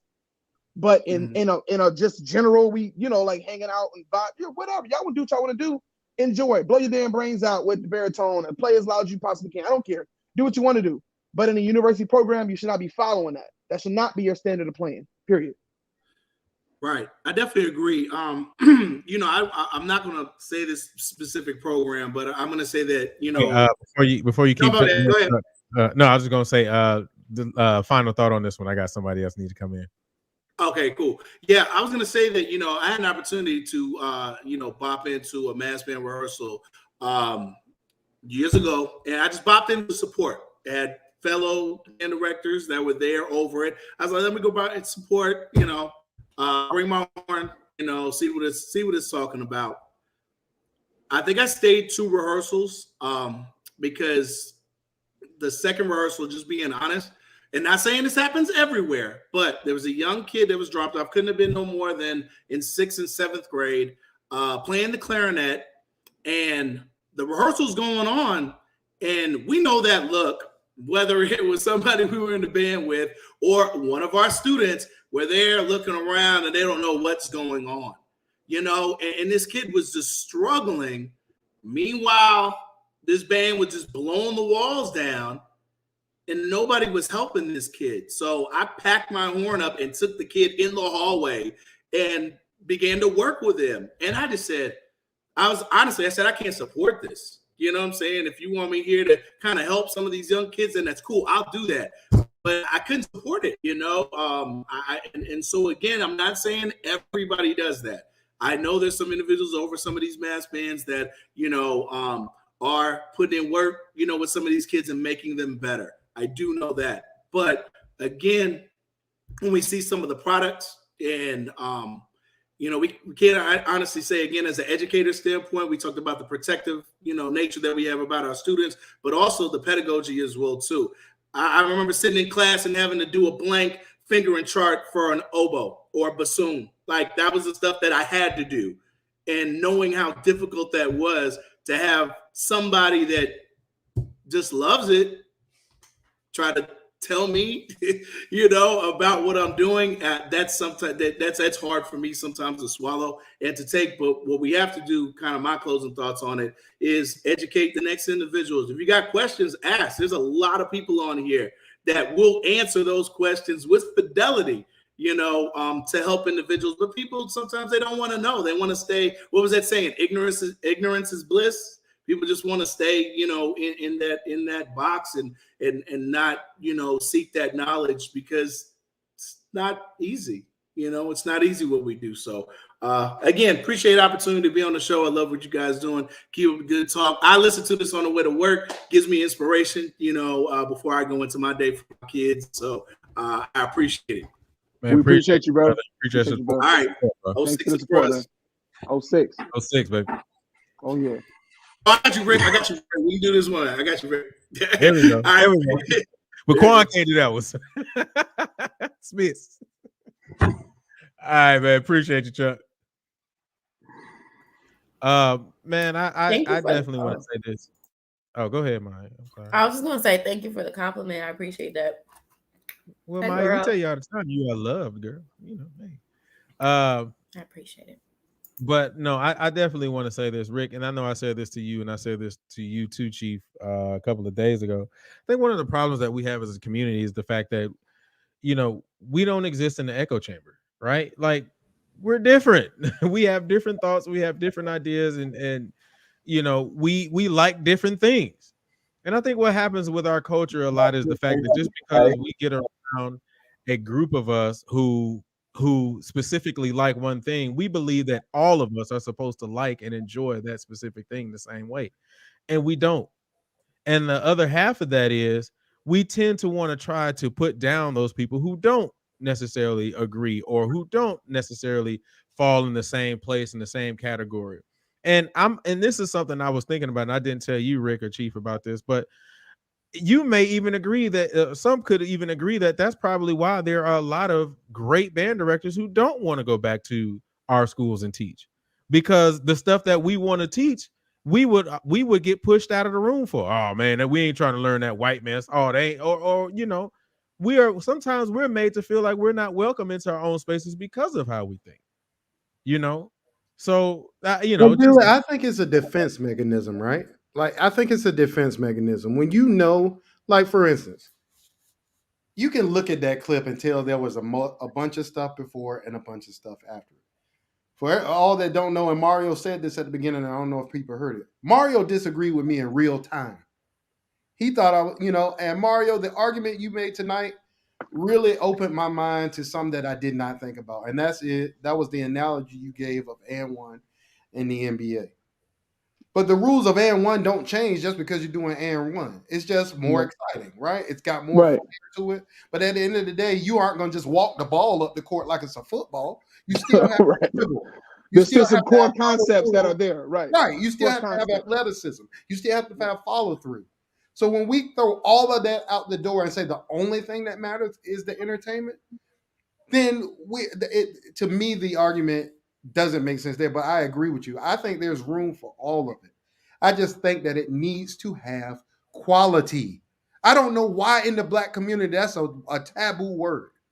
It's okay to pull a tuner out before you crank it up and tune your students. It's okay to go through an actual warm-up that builds fundamentals so that when you have, like Chuck was saying, a 12-year-old who's in middle school who does not have the embouchure strength to do what you need them to do, they're still growing in their development. Like, I don't know why this is so taboo. Like, I just don't get it, and maybe I won't get it because I guess I've been doing this white stuff like they said. I don't know, but in my opinion, you on that white mess, bro. No matter what I'm doing in my life, Drew, I don't care what it is, bro.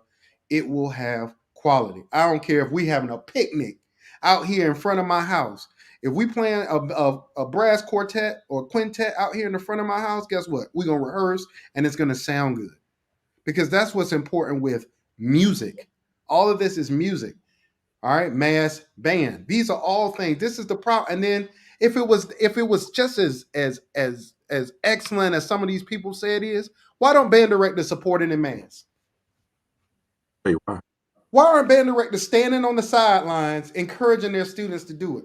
Why do most band directors, especially the ones that I've talked to on a regular basis, who can't come up here because they have to deal with things like administrations and principals and haters coming up, trying to take the funding and stuff?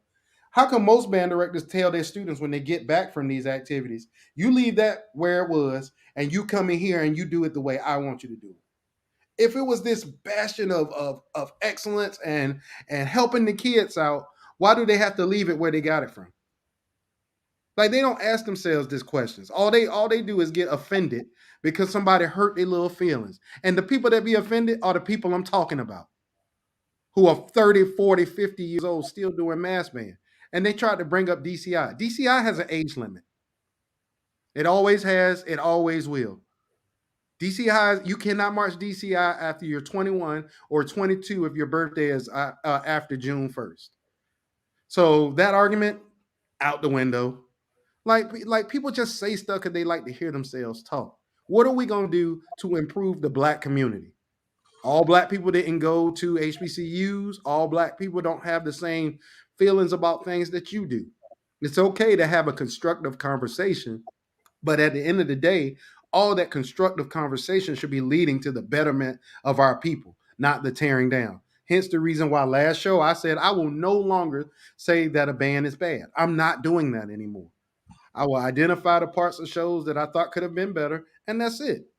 Because these are Black people and these are students, and we need to get off of that. And tell me why I'm wrong. That was I got. Are you about to comment on what Robert just said? Yeah.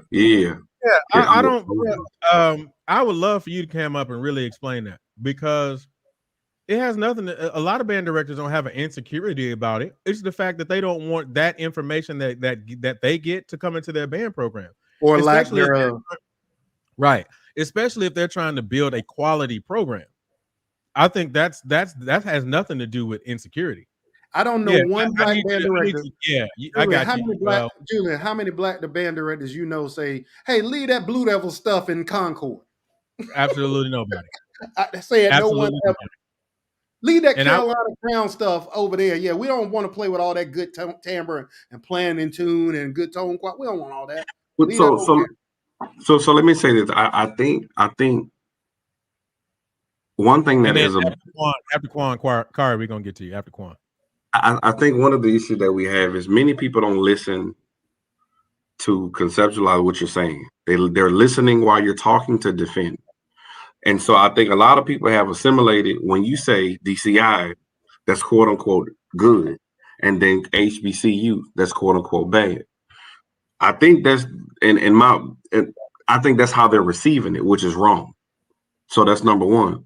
But they don't watch the show, Quan, so they don't know what we talk about on a regular basis. When I speak about bands like Tennessee State, Kentucky State, Alabama State, all these great programs, they don't watch. They took a 30-second clip and put that on all of us.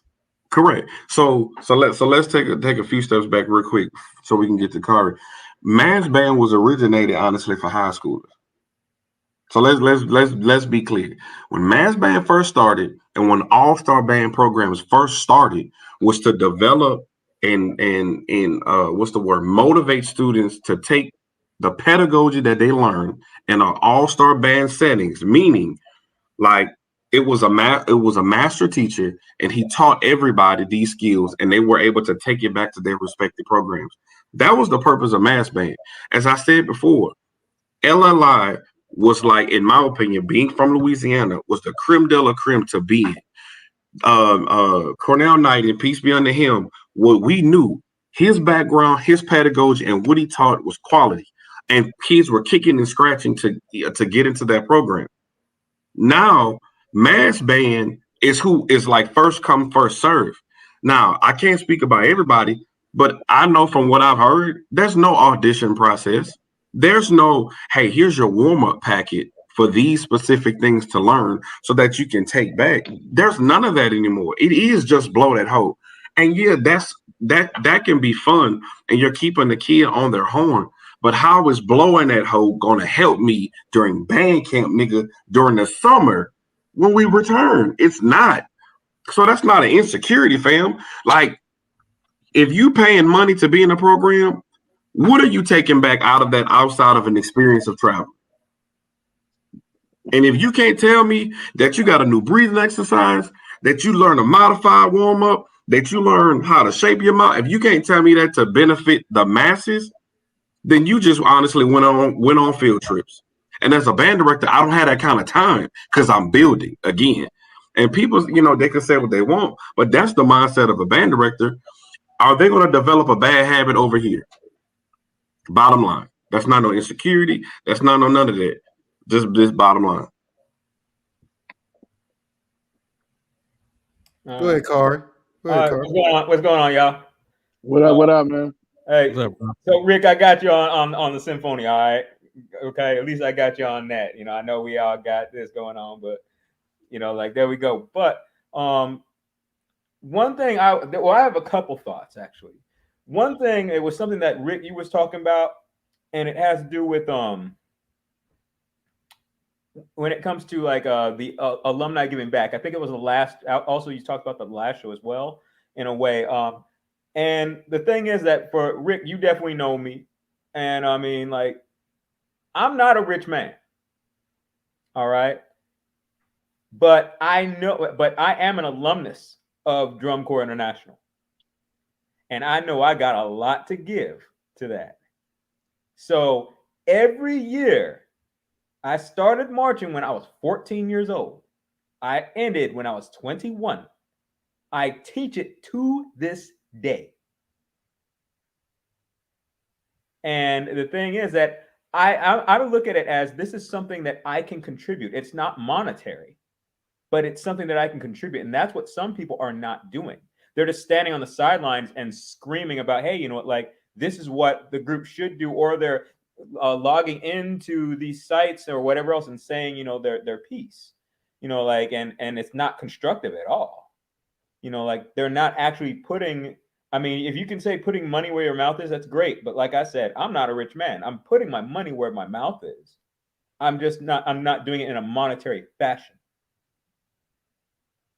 No, I agree with you, Carr, but the monetary side of what I was saying, because remember, this was a 30-minute conversation. This was not a 30-second clip. This was 30.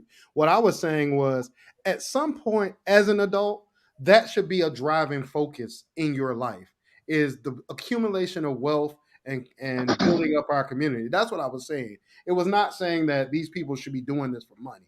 Obviously, that's what these people were saying in the group because they didn't watch it.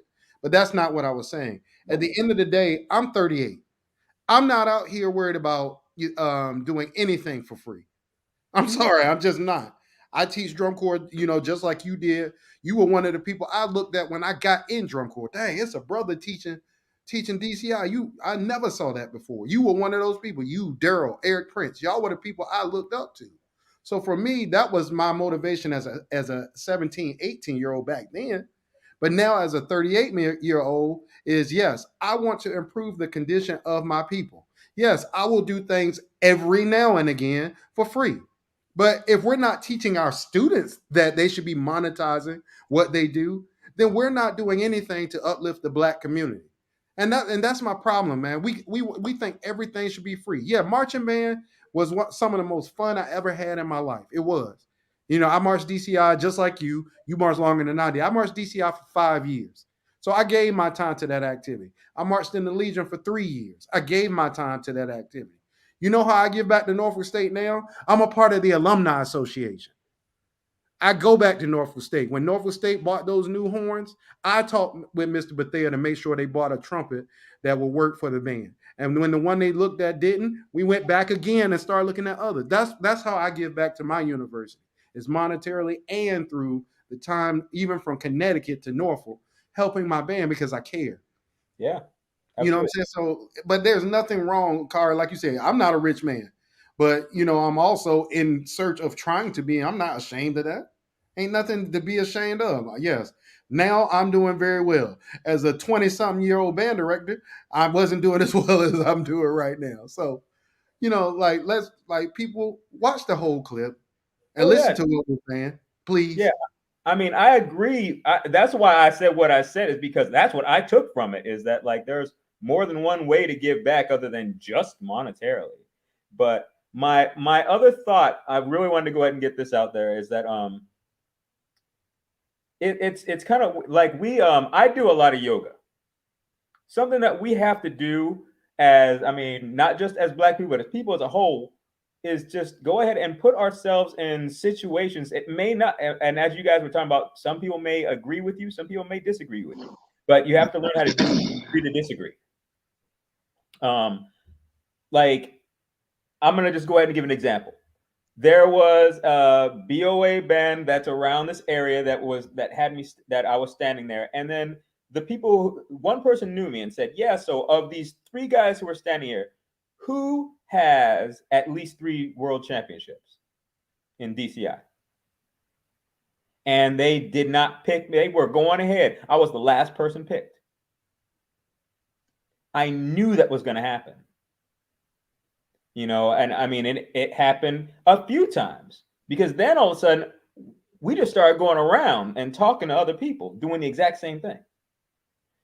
But once again, like I said, I knew that was going to happen. So I was putting myself in that area.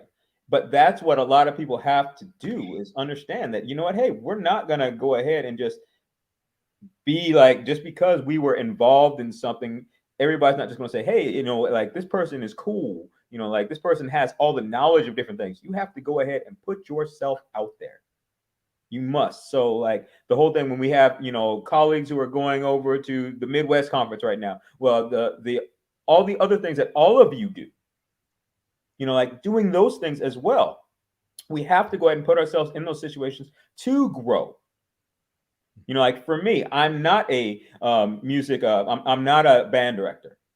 You know, but the thing is that, like, for me and mine, I am in student affairs. I go to conferences all the time. I've been in student affairs for 20 years. That does not mean that I know everything. Things change all the time. You know, just like we all deal with students. Students are just like the ocean. It changes all the time. The current is not the same. And we have to learn those different currents all the time. And for us to be stagnant, we're going to drown. And that's what's happening. Some people are getting under that undertow and drowning. Sorry. No, you're good. So 2 things. One, I saw Sean comment. Sean, you mentioned about how you don't allow your dancers to do the all-star. Is it possible for you to cam up and actually kind of discuss that, and you can tell us from your perspective as a dancer and a dance and a dance coach as to why that is? And I'm pretty sure, Maya, you could do the same, but you know, it would be great to have both of you all kind of going back and forth. Wait, before you go, the second thing is, there are a lot of people, maybe 1 or 2 people in here who are making some really odd comments in the comment section. Cam up, because like there some things that you all are talking about, I really need, we really want to discuss, because that it's only 3 weeks. 3 weeks means a lot to a band director who's trying to teach their kids something. But see, Julian, don't reply to that. That's just to get acknowledged on the show. Don't reply to that foolishness, because a real musician knows, Maya, that you can completely destroy your embouchure in 3 weeks. You know. I mean, I agree, but I mean, if we're gonna talk about it, then if they want a platform, then this is what tonight is for. But that's a part of my comment as well. Like, those who get it, right? So I feel like any one of us, whether we're dancing or playing, could go out and be in whomever's mass band and be able to come back to our fundamentals, to our curriculum, and be able to snap it back into the shape. Unfortunately, the masses don't do that. And that's what I think that, whomever has said the comment, that's what you have to understand. The majority of people are unable. What you continue is what you allow is what's going to continue, right? So you practice what you preach. If you go out there and if you've been working on a particular thing for 1 year, the moment that you go change it up and do, whether it's 3 weeks, whether it's 3 months, you're going to start to adapt those new things or lessen or decrease things in which you've learned. So absolutely, you're taking a step back. Band camp is only 2 weeks, 3 weeks at the most, possibly 4 weeks, depending on where you are. You got a whole brand new show. You have so many things that you have to do. You got crafts that you got to get up to par. You have to produce a working product in 3 weeks with a brand new set of people. There's no way that you're going to be able to get everyone on one accord if you're dealing with my people that came from that last year that already know what's going on. Now I got to get them back in the goddamn shape. I got to get the crabs in the shape. Got to do. It's virtually impossible. So that makes no sense. And I mean, again, maybe sir, whomever, maybe you got it like that. But if you want to jump on, I would love to see where you marched at, where where you built this foundation on, and we can have that conversation. But Maya, this that group think thing, right? That group think thing. Like in that group, you are not allowed to have a dissenting opinion because everybody in there will jump on you if you disagree with the masses, right? So that's a part of it too. Is that there are a lot of people that agree with me on there, but as soon as they said something, they were attacked. Or there are students, like former students of mine, or students in general that I've taught in the past that were in that group that know. Yeah, they know what's right. They know how to create sounds and all that stuff that's good. But because they're in that group, they don't want people to look at them where they say, you know what, y'all this or that. So they just, oh well, I don't agree either, but he cold though. Like what does that help? If you don't agree with me, like one of my best friends, Mario, I know Mario for over 20 years. In real time, Mario said, Rick, I completely disagree with you. And we've done that numerous times on this show. Right. And then right after in the after party, we boys all over again. Right. Like we're still boys in the moment. Right. We just had a difference of opinion. That's all. It's okay. That's a difference in character. But that's neither here like nor you, there. Maya, like even you, right? Like you brought this up on the show. You said, Brown, I don't care what you say. 2013 was a mess. Like you said that on this show, and I'll be like, "Yeah, Maya. I mean, we had some good moments, Maya. I got to be the whether we agree or disagree, we're still going to continue to press on. Like there's nothing. We're adults. We should be able to have a conversation regardless. So that's what I'm saying. The link is in the comments. Whatever. Now, if we're gonna talk about the dancer part of it, and I mean, I feel a victim to this myself. The moment that you stop. The moment that you let your body or whatever just do whatever it wants to do, it's muscle memory. It's going to continue to do that. The moment I stop thinking about my arms are overextended and I'm able to push them back, that whole season my arms was way back here until I had to bring it back. Miss Shawn would be like, "Girl, your shit way back here. You need to pull it back to your ears." I saw that too. I used to watch that. Yeah, and that's the true thing. Like the moment that I let it go and I wasn't like holding my core and I was like, well, shit, I'm just about to, we got stuff to do. We up against Jackson State in 2013. I got to let them have it. I got to get anywhere. I got to get my points anywhere I can. My shit is all the way back here instead of it needing to be back here. So again. But you know what, Maya? Here's the part though. All these people that are making these weird comments, they saying things like calm down and stuff like that. You know what they're not saying? We're wrong. They're not saying we're wrong. They're not saying the information that we're putting forward right now is not accurate. Like you said, I knew my arms were all the way back here. And I personally had to get my ego out the way so I could get better to bring my arm back here. You know what I'm saying? Like as people, forget the black, we the blacks. We already know we talking to we the blacks. But anyway, we as people, right? Power, my brother. But the principality of the situation. The principality of the situation. Right. Is that at the end of the day, I am completely confident in my abilities as a band director. And I'm also speaking, like I said at the beginning of this rant, for the band directors who were my colleagues, the people that are actually doing this at a high level, that are black just like the rest of us, that disagree with band quality. I guarantee you, I can name some names right now, but I'm not, of band directors that will come on here and absolutely agree with what I'm saying.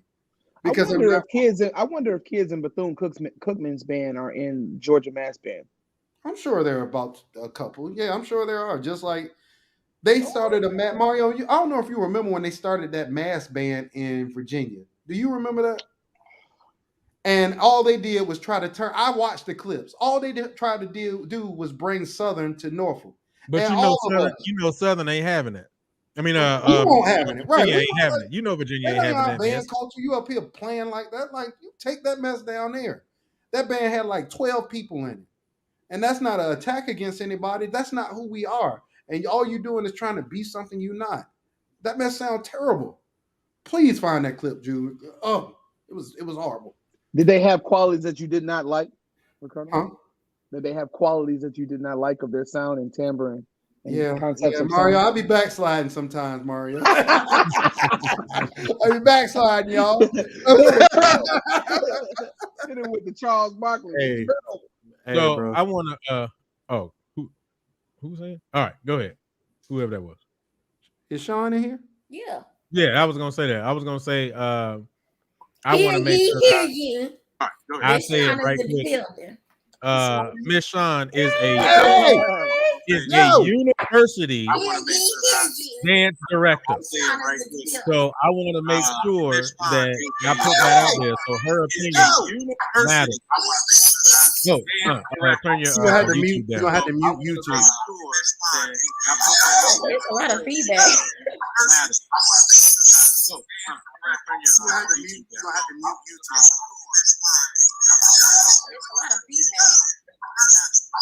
It's probably No, me. mute your YouTube. Yeah, it is. Mute your YouTube. Just turn it off completely down or off. Is that better? Yeah, that's perfect. There you go. There we go. There we go. Of course, All now right. I can't hear y'all. Oh, you can't? Is that better? Yeah, that's perfect. There you go. No. Of course, now I Just can hear y'all. completely turn the YouTube off. Completely click out turn of the YouTube off. Yeah, just click out of it because you're already up on this side. So just turn YouTube all the way off. Yay! Can you hear us now? Yes. Yes. Congratulations, you made it. Thank you. What's going on? All right. Hey, how y'all doing? Hey, son, what's going on? Long Yeah. time no see. I know, right? I've been Minute. freed. I'm free. I've been freed. But y'all know, y'all were talking about why I don't allow the girls to do All-Star and all of that. Mm-hmm. The last time I had someone participate, it didn't represent us. And I knew I was going to have to deal with all of the feedback and all of the chatter and all of the it turned out two of the dance teams, and I want to say one of them was from Dallas, and one of my former Foxes was on that team, Aaliyah. Y'all remember Aaliyah? And she was on that team, and then my current Fox, she was on the New Orleans team, and it ended up this battle. No, I just was like, no, I can't do it. And luckily, my dancer, my current Fox, she kind of stayed to the back because she knew I was watching, and she was like, oh no, I'm not gonna be able to go back to campus. If Miss Shawn sees this, and she was right, and I was like, so ever since then, I was just like, no, like you spend a whole lot of time working and establishing your program and establishing what you want. Your image, your brand, your look. It's not just about the dancing. It's about everything now. And it's not just the dance team. It's the Marching Storm. It's Prairie View A&M. And I was just like, no. And the coaches of both the teams were just sitting there letting it happen. I was like, oh no, ma'am. So we can't do this anymore. Because that equates to YouTube clicks, right, Sean? It's not about what's in the best interest of them students, right? So a lot of these guys, like the thing I think that gets me the most, Sean, is like you'll see these guys my age or older out there with a trumpet, and it's not about teaching the students. It's about showing the world that they can still play a double G or a double C. It's about them. It's not about the students. I know I can do that. I don't need the world to know that I still got it. You know what I'm saying? Yes, it is a social activity, but is it done in a way that's enhancing both musically and also professionally? Like these groups, people out there dumping Wheaties on themselves and all this insanity. Like just it's insane. And like I said, I don't want to speak on mental health because mental health is real. Like I don't want people cussing me out on that no more. And they're right. They're right. But at the end of the day, the things that these group, not we, because that's not, I don't hold these things to be important, but the things that they hold important are the complete antithesis to what we're trying to teach at these universities. Absolutely. And I know I just celebrated 10 years. I know Maya flipped out when I said that. But I just celebrated 10 years and worked too hard, to get them where they are. And it's not not so much get them where they are, but keep them on a positive road, because that social media road can take you down a dangerous path. And all of us here talking can sit here and just from a dance perspective can sit here and point out something negative that is has happened because of social media, and I'm just not willing to go down like that. I'm not doing it. And I tell them all the time, they got 3 places on this campus you can dance. You don't have to be a Fox. You can go somewhere else and dance. So because I'm not changing. I'm not changing that. I feel like I'm in touch with what young people like, and I'm in touch with what, the higher ups want. So, but that's why we don't do it. We don't do the all-star stuff. And I know the instrumentalists love it and they have a good time, but when they get back. Oh, we know. No, Sean. 3 weeks. 3 weeks can't. 3 weeks. 3 can't weeks do ain't no gonna do harm. nothing. Yeah, Absolutely not. I look at some of these people's faces, like they go to some of these schools and they do these mass bands, and their Looks faces terrible. look like somebody like sliced them with a knife, because they've done so many bad techniques. Like, there's a reason why you look at the students at PV and you look at other schools, their faces don't look like that. Because at the beginning of the day, especially when I was there, I can't speak to what they do now, but I'm sure I know Doc and I know Hop. I know they warming that band up thoroughly before they play one note. I know intonation is important. Put that doggone pitch on, let's tune. Like, those things aren't happening. And they aren't happening. Well, and not only do we warm up, but we warm down. And see, a lot of people A lot of people in the comments is watching, right? Like, what's a warm down? What is that's possible? Like, yeah, absolutely. Yeah, absolutely. Yeah, we warm down as well. So it's you have to stick to your guns, and if the band, the mass band or the all-star band that they want to be in, is quality and aligns with what your values are, then fine, let them do it. But if not, right. But the thing about it, Sean, is none of those organizations exist.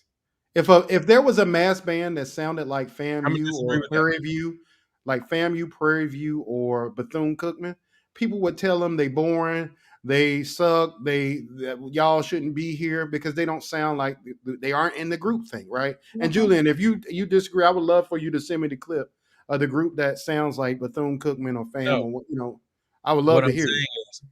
Based on what Sean's saying, she was saying if your band aligns with the mass band and the techniques in which they're teaching. The thing is that the reality is there are a lot of bands who aligns with what they do. That's why their kids can go back and then play the exact same song the exact same way and get the exact same result. Because there are bands who align with that, high school bands and university bands. So that's why I disagree with the way that you stated it, but I don't disagree in what you were trying to say, but just in reference to what Sean was saying. Yeah, and it's not too. I mean, dance has a little bit more of a different flavor, than instrumentalists. You guys have it really hard, But for us, it's more than just dancing, and I'm not down for it. I can't do it. And but if they want to do it, they're free to go do it and be on somebody else's team. That's what we are. Hey, but you know what? But you know what'd be nice? Hey, Zach, what's up? Hey, Miss Sean.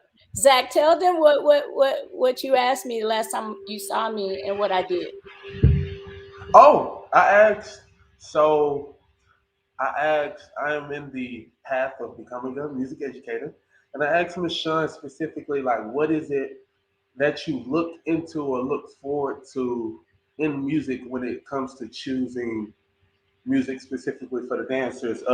I've heard a whole lot of good about Ms. Sean, a whole lot of good about Ms. Sean outside of outside of PV. She's a phenomenal director, amazing song chooser when it comes to music on the field or even music in the stands. So I asked her, I was like, hey, yeah, what do you look into as far as like that, as well as aligning it with like just music in general. she, I don't know, she wild. She wild. This woman here knows her music.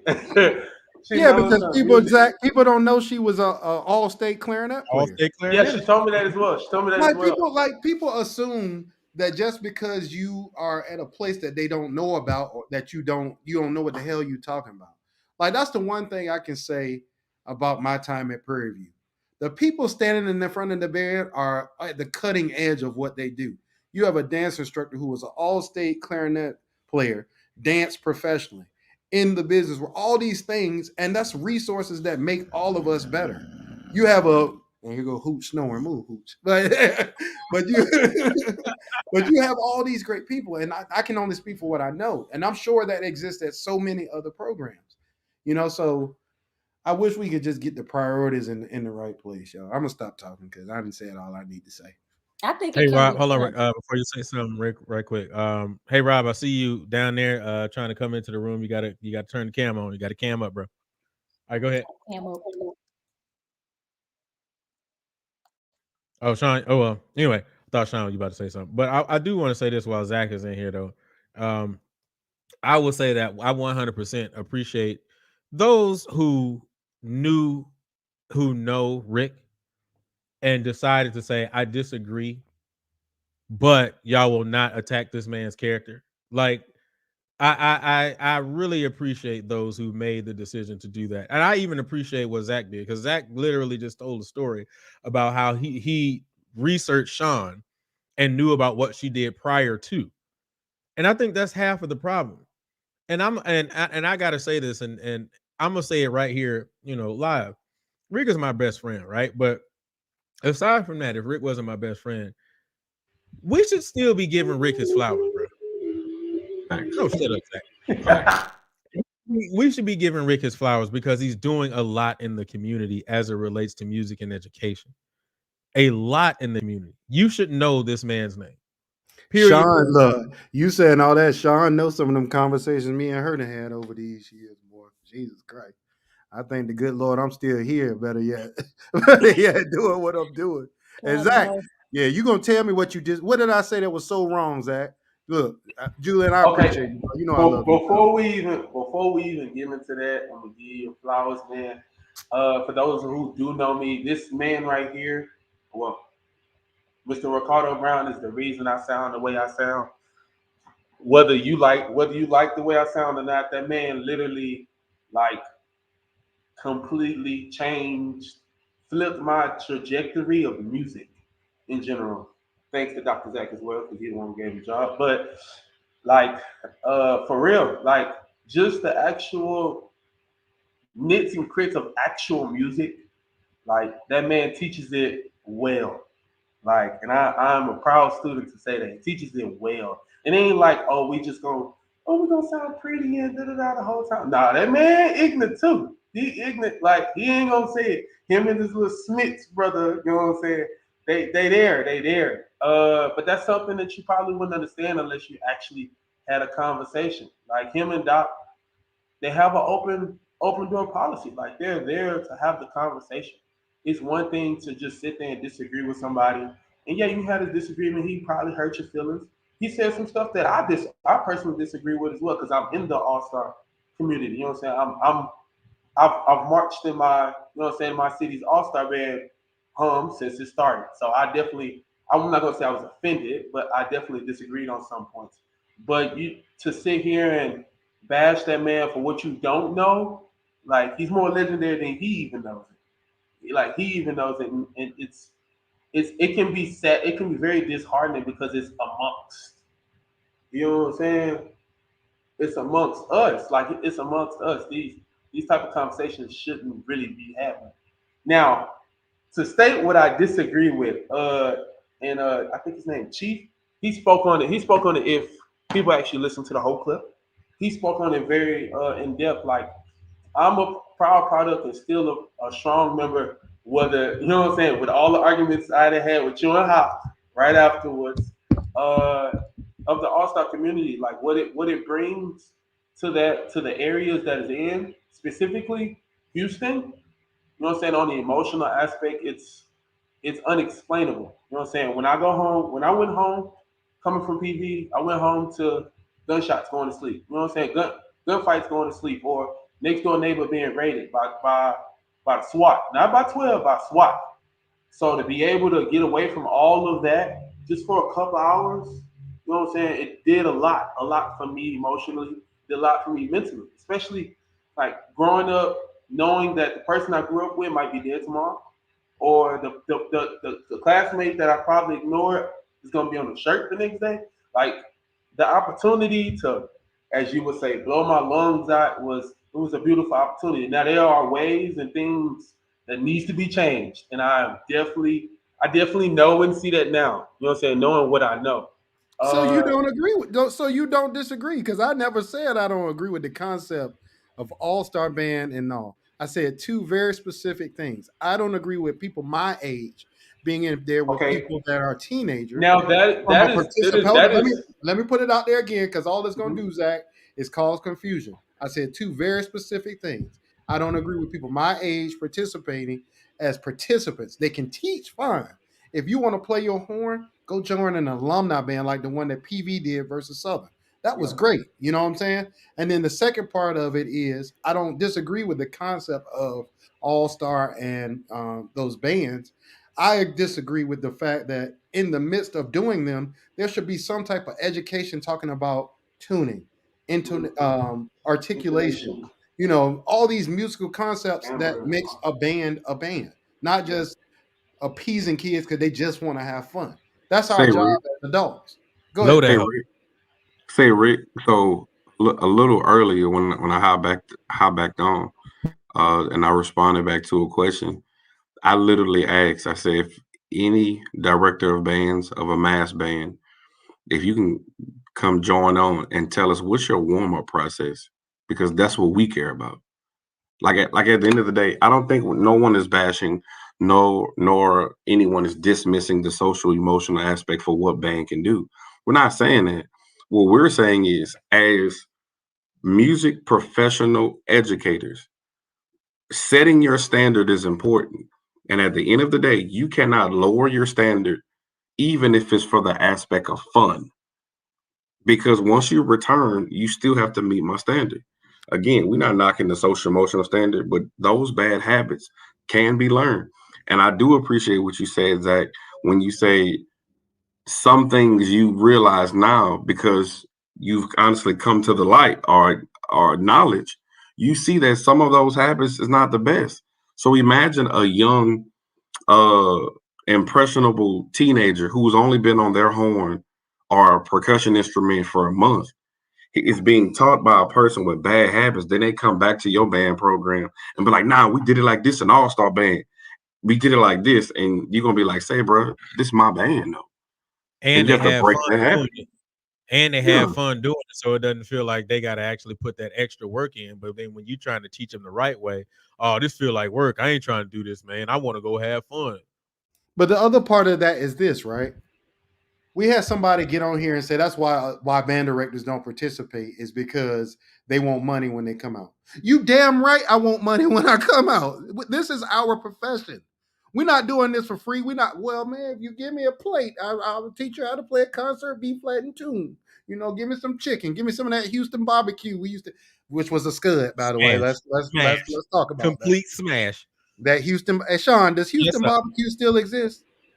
No, I think closed it. I think. What barbecue? Houston, remember we used to get that Houston barbecue? Yeah, exactly, man. Look at it. Look at her face. Look at her face. Not too much on my CV Look, though. that But joint my was right thing on is like time, that's, bitch.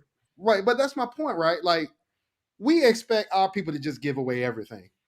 I didn't spend 20 years I didn't spend 15 years in school and 20 years trying to build a career to just put all of that. So yes, I do pro bono stuff all the time. But at the end of the day, if these organizations matter to you that much, put your money where your mouth is. Become incorporated. Everybody is not a music educator, brother. Remember No, that? become They can get incorporated. Pay your staff. sponsors, they can get Right. Pay your sponsors, they staff. can get grants, they can get, get your paperwork, get your Yep. 501c3 paperwork together so you can get Yes. sponsorships and grants. Absolutely. You But know, they you don't want can that, Sean. Why? Because Now, when you do that, you got to hire somebody like Dr. Zachary or somebody like me that's going to come in there and say, well, I understand this is about having fun, y'all. We're going to have fun. I promise you that. Put your horn up and But let's just play a concert F. Yeah, and let's figure out all that fun in the right spot on the horn so it's actually louder without you having to force. That's what the first conversation would sound like. Not, So all right, I need you to blow that hole, and if you ain't blowing it, I need you to blow it some more. And everybody, yeah! preach, Woo! Rick. Rick, Come on, Rick, preach, Rick. so so somebody in the comments basically said, it says all stars are volunteers. Why do we need to be about education? Because how are you Hey, improving your community? Quan, hold up, I don't think, real quick, hold up, Quan. I'm not gonna respond to anybody else in the comments. If you got a comment, cam up, period. Because that's what this is for. If you got a comment, cam up. As a matter of fact, Rob, I see you once again. I see you down there. You got to turn the camera on, bro. I know you wanna get in, but you got to turn that camera on. All right. All right. If you got a comment, don't even type in the conversation if you got something to say against what we're saying. Cam up and then let's just have the conversation. All right. Sean, any final thoughts? Because I gotta let some more people in. no. I mean, I got thoughts on other stuff. I know. I'm gonna look I'm over. I'm a hold it. I'm gonna look over at Maya though. I'm gonna look at Maya. I hope she knows. Let's talk about Sean. You come back on. You can come we back gonna talk, on, girl. right? So we can talk about how your band is good in spite of. But I'll leave it there. Yeah, there's a lot. There's a lot. I said it. She ain't said it. I said it. The guy that used to work there said it. There's a lot to talk about. We'll leave it So alone. I don't want to keep y'all. I don't want to keep y'all here all night. We'll get somebody else time to talk. All right, Sean. Zach, any final thoughts, bro? The only thing I can say, because that could be a mouthful, the things that y'all are saying are in process, whether y'all know it or not. I can't speak anything because I don't know the legitimacy of it. I'm not in any administration of any of these mass bands, but I do know information that I can't share. Do know these things are in the works for a lot of these mass bands that y'all speaking on. All of it, like all of it. Corn, we can definitely have a conversation about this tuning process and all that with certain mass bands later. And the 40-year-old next to the 90-year-old comment, I definitely get where you're coming from, Rick. To keep story short, long story short, my personal opinion, it feels great to stand next to someone who's great or once was legendary at what I'm trying to do right now. It's an amazing feeling.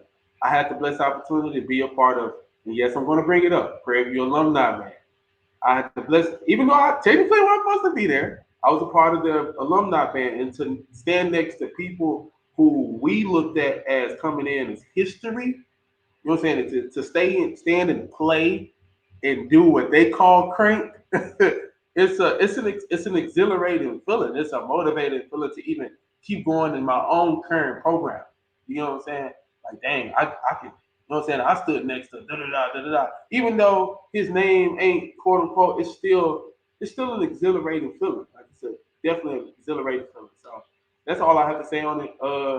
I'm still for all-star bands. I'm for it, even though I do disagree with a lot of things. I think the concept, I think the progress that's being made as far as like musically as well as financially towards the community of kids is definitely getting there. Slow and steady, but it's getting there. Hopefully we can actually get to a common ground because at the end of the day, this should be for the kids and for the kids only. So yeah, that's all I have. All right, Zach, man, appreciate you, bro. For sure. You know Oh we yeah. rock with For sure. you. And I want to go ahead and say this too, while I got the opportunity to say it before Rob says his piece. A lot of people think that, or a lot of people would assume that because I agree with a lot of what Rick says, that I am where Rick is from. I'm from Houston.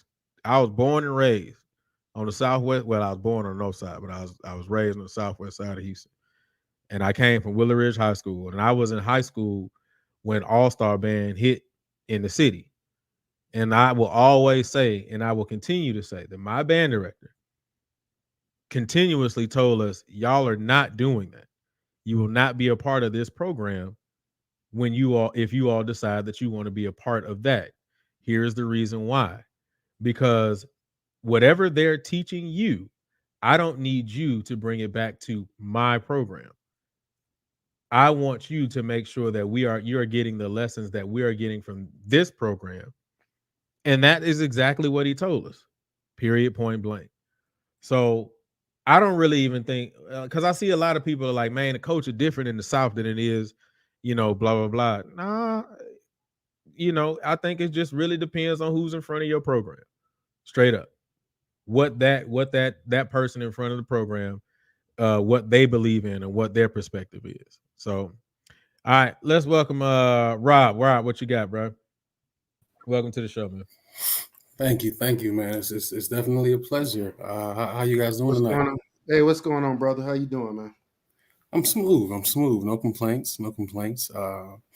Definitely want to say I love the show. I'm a new finder of the show. I guess this madness brought me to the show, so I'm glad it happened. Of course, now finding you all, I checked out a couple more shows, and I checked out the actual show. I had to find it. I had to dig a little deep. Thought it was like actually the previous one because of the intro. But I found this show, and you got a lot of content, bro. Appreciate it. Yeah. Definitely a good show, and I respect you guys' opinions. And I guess long story short, I agree with a lot of what you're saying, if not all of what you're saying. I think the only thing I disagreed with was maybe the approach, maybe the choice of words, which you acknowledged, and I guess that's pretty much it. So I guess I will start off telling you a little bit about myself, a little background, so you can kind of get a little context of where I'm coming from. My name is Rob, of course. I'm from Detroit, Michigan. I wish Mario was on here because I actually went to Cass. Oh, what up, though? You did all that. I went to Cass. You was with Miss Allen. Precisely. So okay, all right. I caught so all of that. You family then. If you from the D and you was under Miss Allen and you family, yeah. I appreciate it. I appreciate it. Okay, so yep, did that. I've actually played snare. Switched to trumpet my senior year because Miss Allen wanted her drummers or percussionists to learn a secondary instrument, but I stuck with it. I ended up it being more funner to me. Went to Jackson State on trumpet. Got my scholarship on snare though. First day at band camp, I took my trumpet, but only the percussion instructor was at audition. First day at band camp, I went and had to sign my name on the list. I saw the band director sitting. I said, "Hey, I got my scholarship on snare, but I really want to play trumpet." The band director, Mr. Hollinger, I believe, he said, "Which one are you more proficient on, son?" I just lied and said trumpet. And he said, "Well, you better play that." So boom, it was history. Ended up being one of the best ones there. And I wasn't expecting that as a crab and switching, but I kind of accelerated fast. Ended up being assistant section leader in 2011. I crabbed in 09. Ended up being head in 12 and 13. Shortly after that, I guess I secured. You were in that band that put that hurting on us, huh? I mean, hey, it happened. He did, and I won't even say it, but I missed that game.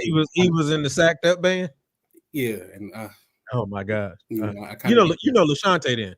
Yeah, is he from Virgin Islands? Yeah, that's my daughter. But go ahead. Oh, okay, small world. I used to call her Virgin Islands all the time. That's what's up. Okay. But boom, secured my bachelor's in computer engineering from Jackson State. ended up working in the city, and that's Detroit, of course. And I moved to Raleigh, North Carolina, to pursue my master's in A&T. So I went there for a little minute, and there, one of my frat brothers, he was trying to get the North Carolina All-Star Band going. He wanted me on staff because I helped out a little bit with Detroit's, while I was in Detroit. Ended up being the head band director of the North Carolina All-Star Band. So I know you guys were asking for an All-Star Band director to hop on. I'm hopping on. And most in my comments are coming from All-Star Band director's perspective. Boom. So I had that experience. I was the band director from 17 to 19. And then I just moved to Raleigh for position, blah, blah, blah. So that's kind of the background, and that's where I'm coming from. Where would I start? Like I said, I agree. I guess I can address my first comments, right? I dropped regarding the insecurity. And again, I'm coming from someone who, no. Let me say this first, and I'll come back to that, and I'll try to keep it short. I'm also coming from the perspective of someone who went to and was engaging with an all-star band as a high schooler and reaped the benefits. I know how that feels. I experienced that. I was able to really go there during my senior year when I played trumpet and take so much back to my band program. Cass, at the time, she got comfortable, blah, blah, blah. But really kind of turn us back up a little bit, put that fire back in the program. So I'll always have a certain respect for all-star programs who treat them right. And I think it's important to say that all-star programs should be looked at and treated as real programs. This is not just a fun, it's fun, it's a hobby, it is, but this is a real program, especially when you're dealing with kids. You're dealing with parents, and especially if you're traveling across state lines, you gotta have your stuff together, right? So I definitely want to say that. So boom, I said that statement because, of course, I'm not ignorant to bad habits being learned, being brought back, and how you have to waste time correcting them, right? And just getting them back to what your philosophy and what you do in band. But again, from my perspective, at Cass in the 08-09 year, Miss Allen was doing her thing. Band practice was fun, but going to community band practice was fun, right? And she was like, no, you're not going to that. You know what I'm saying? If she caught us going, because we had to sneak. Some of you might know how Miss Allen was getting down. We felt. Oh, I already know, bro. That's why I say you family, because we know the stories of Miss Allen. So, but I didn't care, right? Because I just felt it was worth it. Of course, I saw some stuff. I saw some older cats come in smelling like weed. I saw bottles in the practice, in the band room. I saw that, but I was going thinking I'm a little hot shit on trumpet, trying to scream, and I'm doing it, and I got 20, 30-year-olds telling me, no, you're not loud, bro. No, you need to play this whole phrase. Don't skate. No, and I'm seeing that example, and that example is so important. Even if we're not, if people or people, because of course the directors are doing most of the teaching, but the people or the 30-year-olds or the older guys and alumni, really, even if they're just playing, even if they're not directly saying, hey, you need to work on this, you need to do this, indirectly, they're being that example if they're doing good. Now, of course, that can go negative. Of course, you know what I'm saying? You can be an example of negativity and all the wrong stuff they're doing this form. But there is the opportunity for them to gain and glean those positive habits. It is there. So yeah, man, come seeing Miss Allen. Of course, she's protecting the integrity of her program. She's protecting what she's building. She's protecting all of this stuff. But I could sense, even at that age, like, okay, I feel like you know that we're gonna have a little more fun. They doing the stuff that we want to do. You catching us in between classes in the stairway, cranking up, playing Who Do I Turn To, coming in there cussing us out, telling us to go play our music. How you go crank their music? You would even know our music. But you know that the students is gravitating to that. And then kind of seeing where the band world has evolved to, and I kind of hate some of the shit that I'm hearing now, especially in SWAT,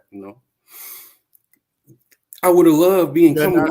But not say that out loud, bro. I don't give a damn. Right, you can only agree with people. That's all you can I do. don't give a damn because because I heard you say you're not about to call people trash no more. No, this shit needs to be heard. Real opinions need to be heard because there's a lot of bullshit in the game. It's a lot of Well, no, it's not that I'm not going to say something's not good. It's just that my thing is this, Rob. If you don't mind me jumping in, bro, and I'll let you finish what you had to say. Like with me, man, there has to be boundaries to how we treat. Like we make our kids grow up so fast. You were in high school. We were in high school watching adults drink, smoke, have a good old time. You're a child. I agree. Right? Like that's my issue, bro. Is that while I understand what the positive things and the nature of these ensembles, if you look at them in their purest form, I get it. And I think you understand. I've said it a bunch of times, right? But here's my issue, bro. That, and then on the other side of that, you said the old head was in there and he was telling you, "That ain't it, young fella. You're gonna have to play the whole phrase." Here's how I would have made that correction to you. Hey, Rob, that ain't it, young fella. You need to play the whole phrase. Here's how you do that. To scream, the airstream has to be different than the vowel shape that you play in the midst of the horn because it's a different color of air that it takes to play in the upper. That's what that would have sounded like, bro. That's teaching. And I wouldn't have been beside you. Go ahead, bro. I would say that happens, though. You know, I'm not saying that it happens everywhere. Right. But then on the flip side, we can't act like it doesn't happen everywhere. You know yeah. None of my statements are blanket statements. Right? I know, and that's of course people not watching the whole video, and that's some. They sounded so general. They sounded so blanket. But I know that they weren't. But to that point, man, I did that did happen. Maybe not in that instance, right? But I'm seeing the example. I'm seeing them blow the whole phrase. So I'm seeing that it's levels to this. I need to kind of step it up. But then outside of practice or before or after, we're having sectionals like a real band program, and that's where the magic happens. And we're getting that knowledge. One of the guys, one of my best friends now that I came in contact with during that time was Deontay Kennedy. You guys might know him, right? Band director at Craigmont High School in Memphis, Tennessee, and band director of Michigan Elite. Now, I met him at that young age. At that young age, he went to school and came back, blah, blah. He can tell y'all his story, but he's passing out arrangements. He's running rehearsals like this. And that's what I want to say too. I'll never forget. And I want to get on my, we can wrap that up. We know where I'm going with that, blah. I want to get on the warm-up process. I think what's the name asked about the warm-up process because, of course, as a band director, why don't you want to know about this? And then I will also say, I would, as a band director, come to rehearsals. You're welcome to come. Band directors used to come and see what we're doing, so you can do your due diligence, so you can see if this is an environment you want your kids to participate in. But when I saw the Detroit International Community Band when I was in high school, that's who I was going. All I saw them when they would come to performances, they cranking up. Turn two, they playing real song, they playing blah, blah, blah, just got paid, they playing something. So I'm thinking when I come to practice, we about to crank up. What's up? I'm ready. I do my little warm up. No, we getting in there, we're warming up, we have a chorale. I'm like, oh shit, they got music, they got chorales. Okay, we're doing lip slur. Oh, okay, this is something. We do all that, we warm up, and then we crank up turn two. And then we working on music. Then we have a rehearsal. We're working on real rehearsal is happening, right? So then I'll take you to my warm-up process. Kind of the same thing, right? So I went to Jackson State, and of course I'm kind of incorporating that. What we did was, okay, we got a little chorale, we're playing something, blah, blah, blah. But the essentials, we're doing long tones. We're doing lip slurs. How we did them at Jackson State and how I did them at North Carolina was I'll call a random person. And you do a lip slur like the first two vowels, right? Four counts. Then the whole band does that, the whole lip slur all the way down. We go all the way back up. And of course, I'm calling high schoolers. I'm calling some college people because sometimes you got to expose some people, But most of the times I'm calling them and putting them on the spot because this is what it's about, right? We playing scales, staccato up, legato down. I'm probably doing about 8 of them. But we working up because I know everybody doesn't know them. So I have to kind of teach scales. You know what I'm saying? Of course, we're doing part of the chromatic scale, and then playing another chorale, and then we're getting into rehearsal. And we're working on music, because this is a regular program. You know what I'm saying? But like I said, the leadership is so important.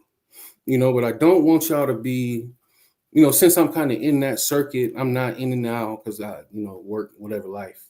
But since I know that game and that perspective, a lot of these guys are running these programs like this.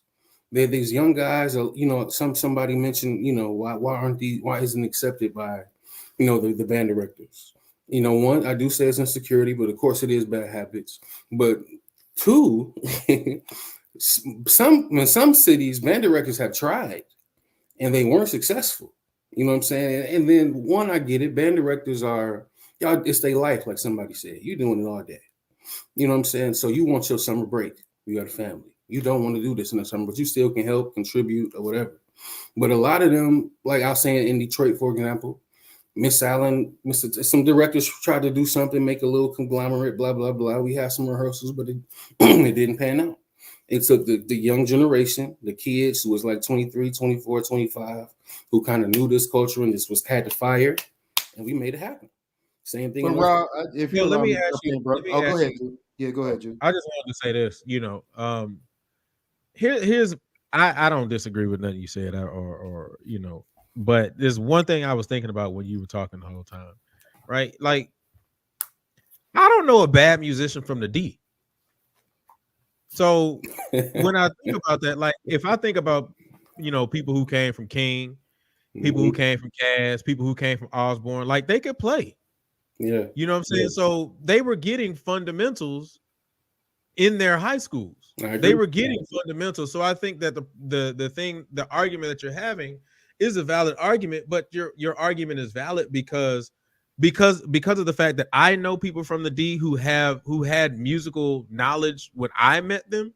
That means that they were getting some good instruction prior to, which means that those people prior to were the people in front of those mass bands.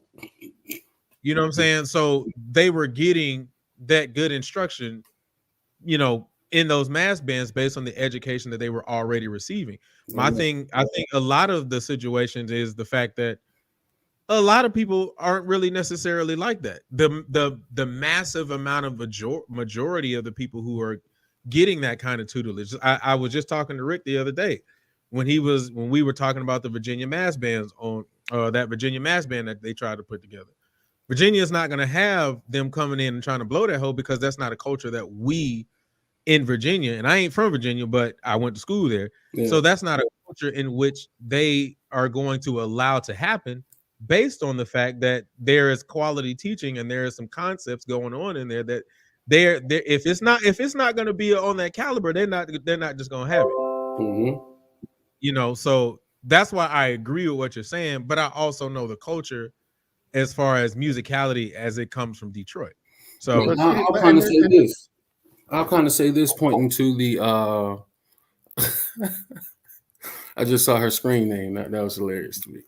But to that point, maybe that's not the culture, because I went through that here in North Carolina. What we did is not North Carolina A&T, it's not what they're getting in this state. But the reality is, it's what a lot of what these kids really want to do. But Rob, my point is this, bro. From 1999 to 2004, I participated in All-Star Band. Okay. But my All-Star Band was called DCI, right? So you actually had to go audition. You had to be an amazing musician, and you had to, you had to put up, to be a part of that. Yeah, I look at it from that same standpoint. The only difference I see between the two, I would like to see between the two, is that one is majority Black, our people, doing better for our people and all these things. And the other one is, is not majority Black. I don't think there's anything wrong with anything you said, bro. Not one thing. I don't think I disagree with anything you said. My only, and I want to continue to hammer this home because I guess everybody just wants to disagree with me. But my only issue is quality. What you did with your group, that's amazing, bro. The fact of the matter is your group is not getting the exposure on YouTube and all these other places that some of these more larger, more well-recognized groups are. So I would love to see your group participating in one of those battles. Hopefully, excuse me, I'm sorry, you can get the funding to be able to go to one of those battles and stuff like that. But at the end of the day, as Black people, that's man, my whole purpose, bro, for even wanting to do this show was to improve the experience of people that look like me. You know what I'm saying? And what we get. I'm tired of what we get being considered to be less than. Bro, it's been so many conversations when I was teaching at Prairie View where we would have conversations with people in the city of Houston and they would tell us how the city of Houston would throw our students' resumes away. They wouldn't even consider them. They wouldn't even consider them for jobs because they went to Prairie View. So that's what sparked my mind. Like, okay, I need to try to do something. So I made sure I built my curriculum because I taught the band director class at Prairie View. So I made sure I built the curriculum around making sure that every experience I had as a band director, they were at least exposed to. Secondly, I made sure that I was out advocating for my students. That's the exact same thing I'm doing here, bro. That's literally the exact same thing I'm doing here, except I'm doing it from my standpoint.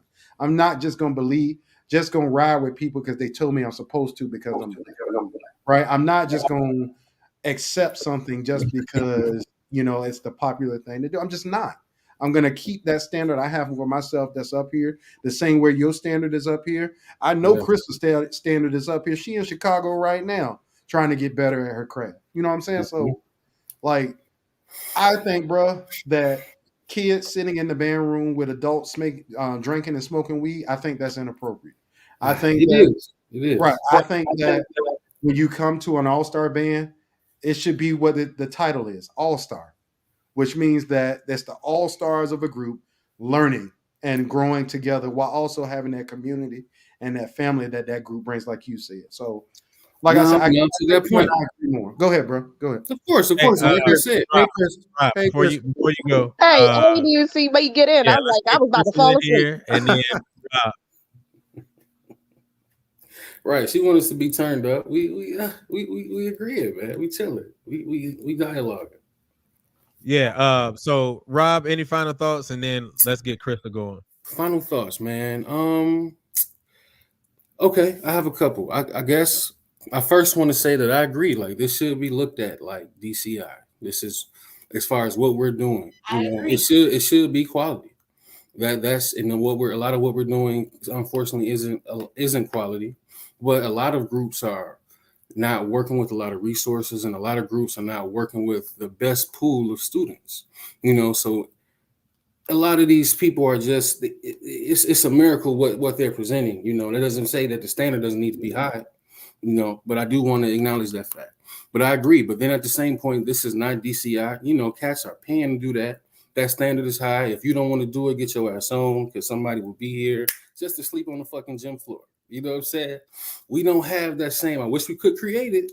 I wish we could, but not even unfortunately. It's extracurricular over here. Same over there, but it's more of a commitment. Here is extracurricular. I still have standards. I still had a practice schedule. I still do that. But I can't demand nobody to come to practice. You're grown. You have a life. You have kids. You know what I'm saying? So the circumstances are different. But to cut it short, I agree. It should definitely be quality. And I wish it was. I wish we did treat it like DCI. I wish we did kind of really compete. But people are talking about it. People have been talking about it, especially these all-star directors. It just hasn't happened yet. One other thought I will want to say before I leave is, this is a hobby, man. This is a hobby. People love to do this. This is a sport for some. Like some people love basketball. They feel like they're a sport analyst, but they never hooped a day in their life. But they might know a lot about the game. You know what I'm saying? It's the same group of, or same type of people over here. I don't know the population, but you get what I'm saying. And also, like you said, you're looking at it from your perspective, and you're also looking at it from your lens. Because like you said, for you, this is not a hobby. This is a job. You feel me? But for some other people, this is a hobby. This is not a job. You know what I'm saying? So, hey, for a few weeks, for a couple months, I just want to come and do this real quick. Hey, I actually do miss cranking up after college. I wish I could do something after college. Wow. Did you hear the part I was talking about with the alumni bands, bro? Did you as far as keeping them separate? Yeah. I don't mind that, and I know it was kind of that for, at some point in time in some cities, blah blah blah. But and I don't have nothing against that, but I'm a fan of keeping them together. One, because I'm a product of that, and I know the benefits, man. It's some negatives, but I don't think they outweigh the positive. They definitely. You muted yourself, bro. You muted yourself.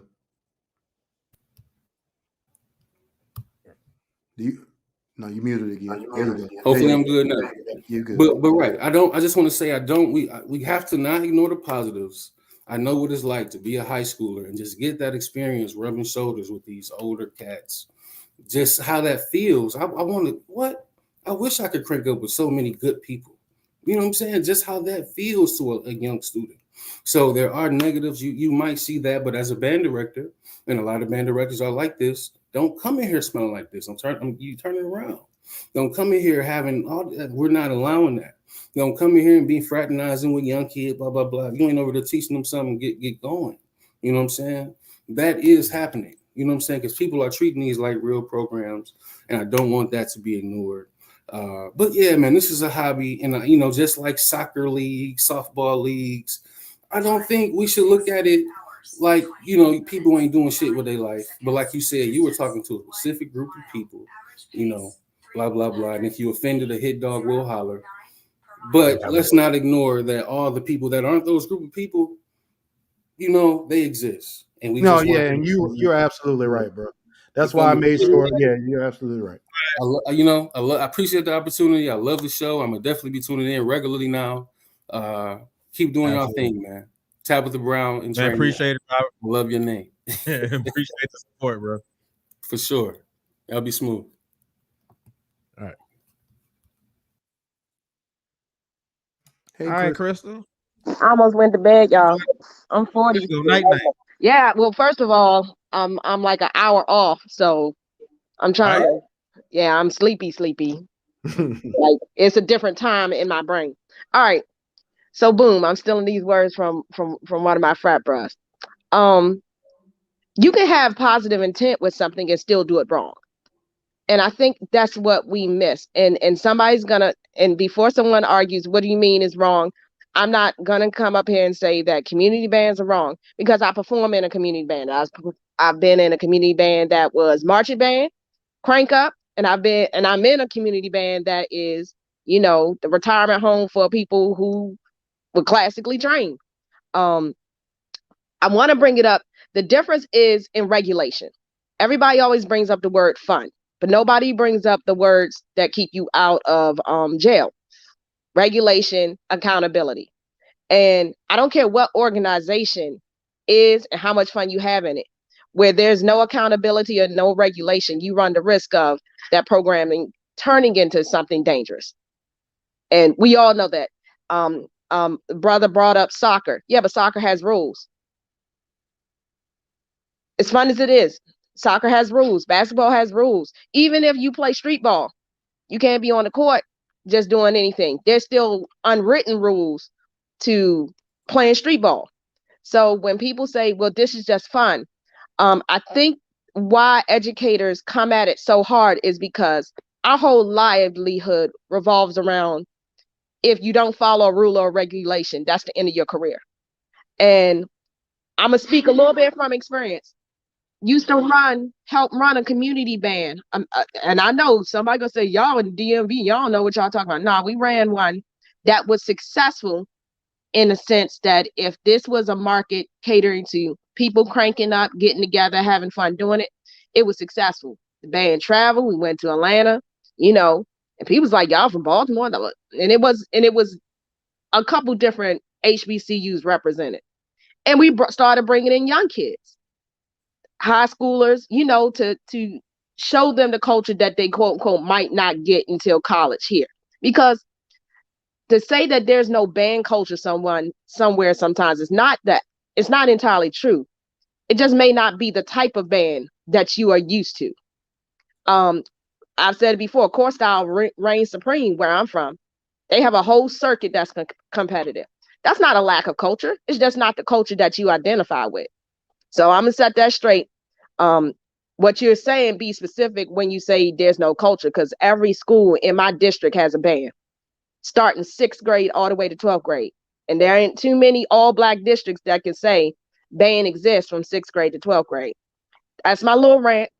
But Chris, you know what's crazy though, Chris? They think because we marched in the MEAC, we don't know what we talking about. Like I saw that so many times. Oh, you just don't understand the culture. I marched in Norfolk State Band. You marched in Morgan State's band.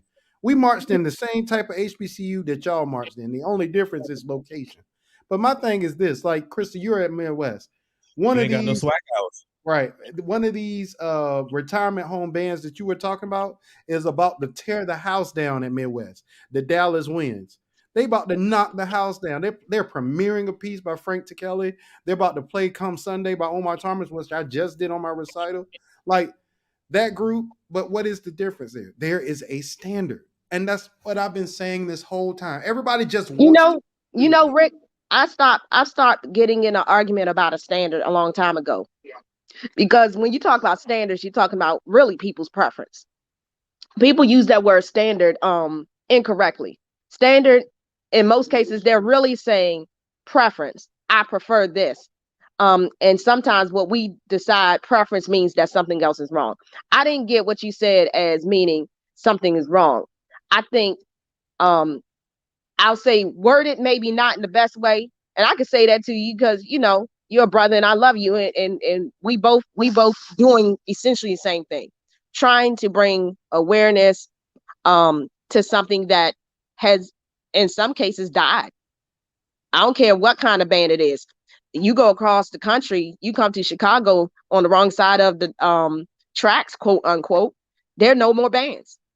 Don't matter what kind of kazoo band, it don't exist. So anybody trying to put some horns in some kids' hands that look like me, they're for the culture, period. So stop using that word for the culture if you don't mean that for everything. If you just talking about your preference, you don't really mean culture. You just mean your preference. But I agree with you, Chris, on that. But like standards is can be considered preference, but there's a difference between preference and what makes music, right? So regulation. Right. You click on one of those videos, any video. I'm not going to call out any particular group. I'm happy that these kids want to do what we do, right? But you click on one of those videos. Standards is if a student's going to play their horn, then make sure that you at least spend some time tuning. So because tuning actually makes you louder. When the overtone series speaks correctly, it will make your band louder. But we're not having those conversations. That's a standard. Well, in this room, you're going to be able to play I'm going to at least teach you how to play a concert F straight up and down on a tuner. That's a standard I'm talking about. So here's a truth that people don't want to admit to themselves. Instead of trying to defend stuff, sometimes the answer is you just don't want to do that. And that's just, I mean, if somebody say, why don't you do this, and this, and I start giving a whole bunch of reasons why I don't do it, but really deep down inside, I just don't feel like taking the time to it. A lot of people have said that this is their fun thing to do, and I completely get it. But here's why it's dangerous to use that as your excuse to do whatever you want to do. Because the world the world in general has regulations and rules. And your fun, at the end of the day, if it breaks a regulation or rule, you can't go in the court of law with like, I was just having fun. Now, how many people have killed somebody because they were just having fun? How many people been hurt just having fun? You can end up messing up somebody's life because your standard of fun and their standard of fun don't match up. And your standard of fun might err on the line of you about to go to jail.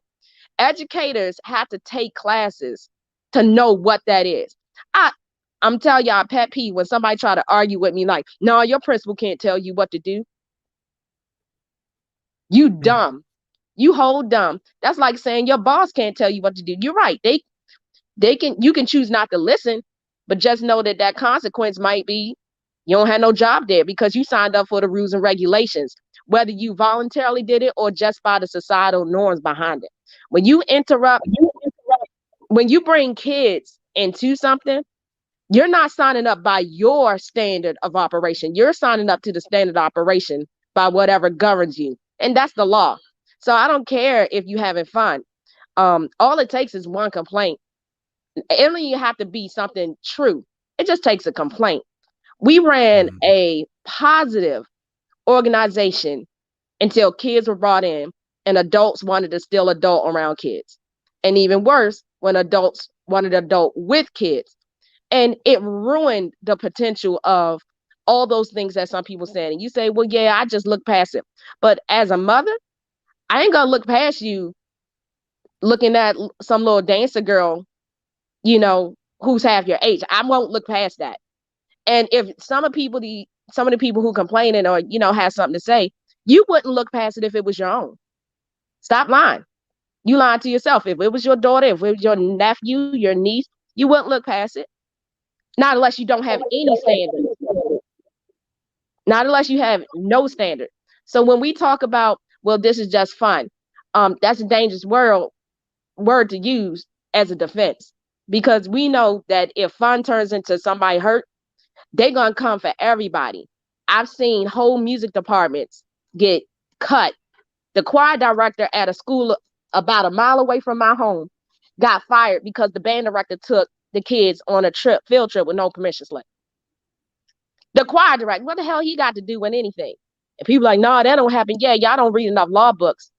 If you want proof, I'll take it to the court of law. I'll give you a book and some quotes and some cases, and you be like, what the hell?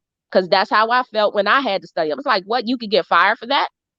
So community bands, they could bring a whole lot to a community. They could bring a whole lot of positive change to a community. I'm raising my hand because I've seen it happen with kids. But all it takes is one person who doesn't align with something, or one person who doesn't operate under the same standard and procedures that you do, that the whole thing goes down. And at the end of the day, kids get hurt. But this is just kids. Well, let me ones who deal with minors. Let me ask you a question, Crystal, because I'm looking at a couple of people have had questions, and it's pretty valid. But I want to ask you, Rick, go ahead and ask the question, and then Crystal respond, and then we got to start getting ready to shut down. So there's this whole thing talking about Justin, I see you. I'm gonna get to you. Who sets the standard, right? Who sets that standard for us? The standard is set by who's ever in front of the group, but that doesn't negate from the fact that musical concepts are what they are. So I'm gonna give you a prime example. When Fam put that video up of them playing Young and the Restless under the stands, whether you went to Southern, Jackson, Norfolk State, Morgan State, if you're a good musician, you can listen to that and say, that sounds damn good. The best part of that video to me was when the Woodwinds did their initial entrance, because it was together and it was in tune. And I love hearing Woodwinds and band. I don't know why that's become taboo in this day and age, but that was the best part of the piece for me, was hearing those Woodwinds enter perfectly together on the right with a perfect pitch. That is a standard. That is a musical standard. That is what a standard is, everybody. Krista, I would love to hear your reply to that, but facts don't change just because you prefer something, right? A concert F is going to always be a concert F. Being able to play a B flat chord, right? And making sure in that B flat chord, you bring the D down 14 cents to make sure that the chord is in tune, and raise the fifth by only 2. That doesn't change if you do just intonation. If you do equal temperament, play every note straight up, and that does not change just because you choose to crank it up outside, or you choose to play like Morgan and Norfolk State and those bands who try to play with a different characteristic of sound. So I would love to hear you respond to that, because I agree with you, but I think that, to me, there's a big difference between what you said about preference and standard, because you don't change the facts that the way you create music is the way it's always been created. So I'm just wondering if you could reply to that. The challenging part to me when it comes to a standard is it is in the eye of the beholder. And as long as something is up for interpretation, it can never be considered a concrete. And here's my example. I play clarinet.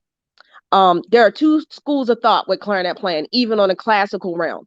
There's this come here, listen to me play sound that they like, this tiny sound that says, this is well-rounded and light and delicate. I don't play like that. I want you to know that this is my distinct sound, because I'm an individual, and my anatomy is different, my lip size is different. And I think the reason why some of us push back on that word standard is because for a long time, the standard was dictated by people who didn't look like us. And so often when we hear that word standard, we go, white people made it. And that's sometimes, and you touched on it, I'm a touch on it a little bit more. That comes from not understanding that often the standards that we reject were stolen from us.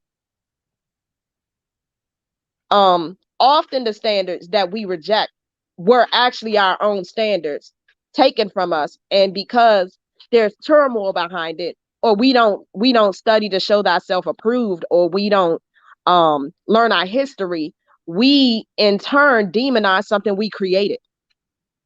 Like I look at jazz. Jazz was ours. American music, the sound of American music, from pop to rock and roll to even hip hop, which was, looked down upon, was ours. Every time we create something and it's taken from us, or we give it away, because sometimes we just give it away.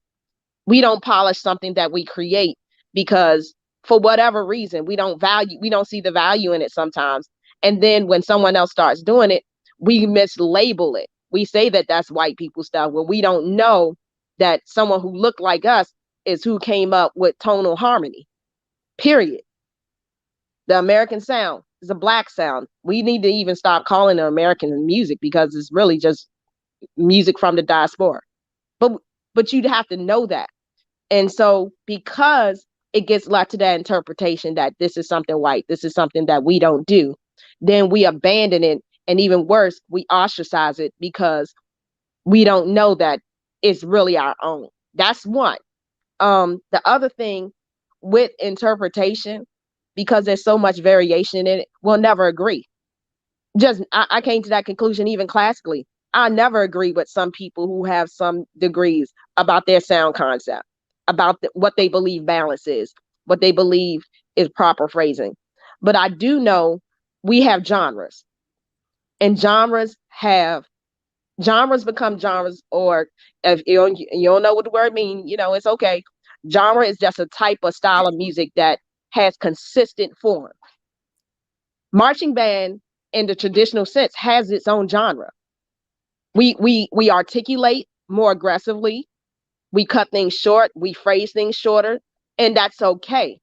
But we don't even study our own genre enough to know what the standard is for it. And so when someone does something that we consider from someone else's culture, then we mislabel it. A lot of things that we're just mislabeling what it is, because we don't really know ourselves. And it's okay not to know, but it's not okay to be ignorant and say that somebody else is wrong because you don't know. I'll invite anybody to a table and say, hey, you're not wrong. This thing actually comes from Africa, and there's evidence of it. However, how we're using it is a bastardized version of it. We can definitely have the conversation about Western music and that. I 100%. Yeah, completely different show. Right, but I think that at the end of the day, we are saying the same thing. You have to have standards for both us as a people and both us as educators and as musicians. I was practicing today, because it's important that as a person that is teaching this craft, I think it's important you stay in the craft, doing what you're doing. I'm not able to make it to TMEA because my birthday is this weekend. But no, you coming to TMEA, you ain't making right. Me and Wes, I'm not there, but I will be at TMEA. And Chris, you got to come down to TMEA too. I know. I finally have a job where they let me out the building long enough to, try to improve myself. There was 2 questions I wanted to address that was in the chat. I'm one of those people, as a teacher, I always look at the comments in the Zoom session. One, somebody I'm gonna let you get it in, but we're gonna have to. I know. Get them in, if brass band can bend rules, can the culture bend the rules? Culture. First of all, culture is not stagnant. So the answer really is yes. Yeah, culture. New cultures get developed off of bending, breaking rules, and adding to it. Absolutely. But you can still trace it back to something. And some of the things that we have, we can't trace it to anything because we don't even know where the hell it came from. And then there was something else. It was another question. Oh, I can't even remember. All right, I see the love in the chat. That's all I got to say. It's past my bedtime. Yeah. Enjoy that concert. Tell me how it was when you hear it. Oh, listen, I enjoy all kinds of music. But I study a lot of music too. Some of y'all just need to study to show thyself approved, but that's a whole nother rant. I'm gonna shut up.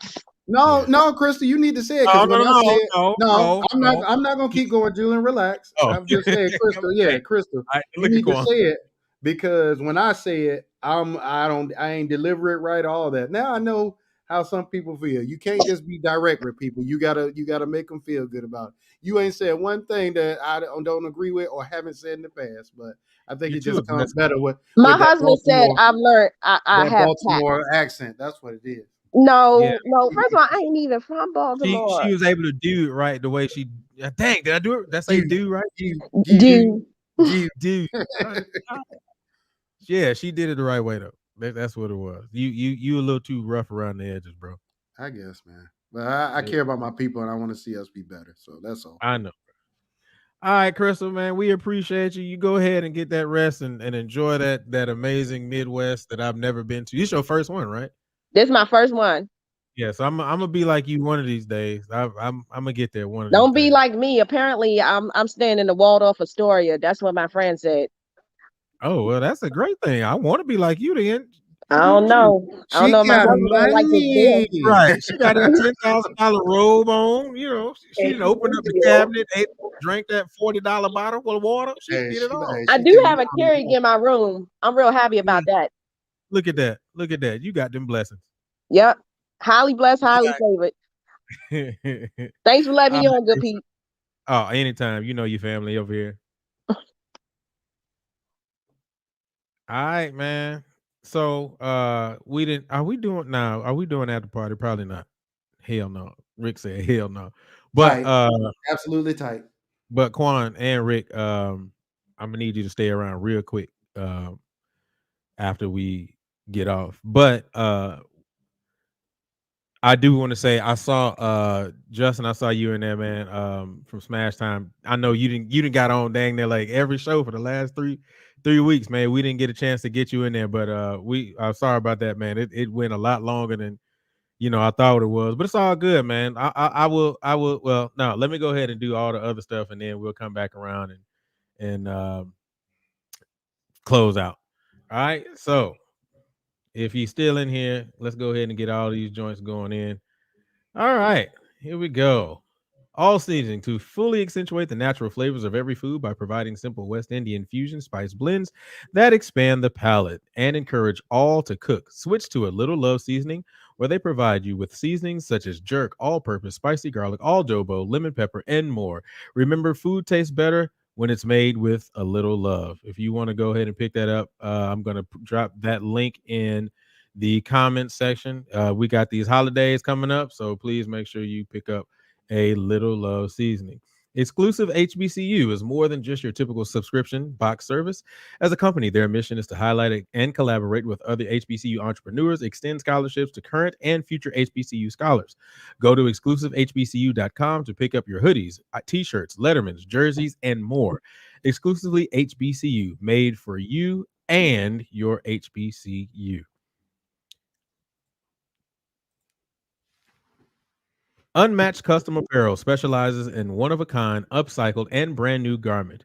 They service women, men, and children who desire unique apparel that will make you stand out. They have brand new apparel, but they also specialize in upcycling, which is when they repurpose gently used items. Go to unmatchedcustomapparel.com. Your journey is unmatched. Express it, wear it, own it. All right, got those out the way. Yay. So yeah, man, y'all can definitely drop by any one of those places. I see. Yeah, I know you'll come through, Justin, man. You know, I appreciate the support. But yeah, man, make sure you guys go by one of those places and pick up one of those products exclusively HBCU, all-purpose seasoning or unmatched custom apparel. All right, let's get ready to close it out and shut it down. I gotta talk to you about that, Tyler. Matter of fact, text me. But ain't no after party tonight. We shutting it down because we went a little late on this one, bro. So final thoughts. I'm gonna get these. Let's go ahead and get these final thoughts out. Quan.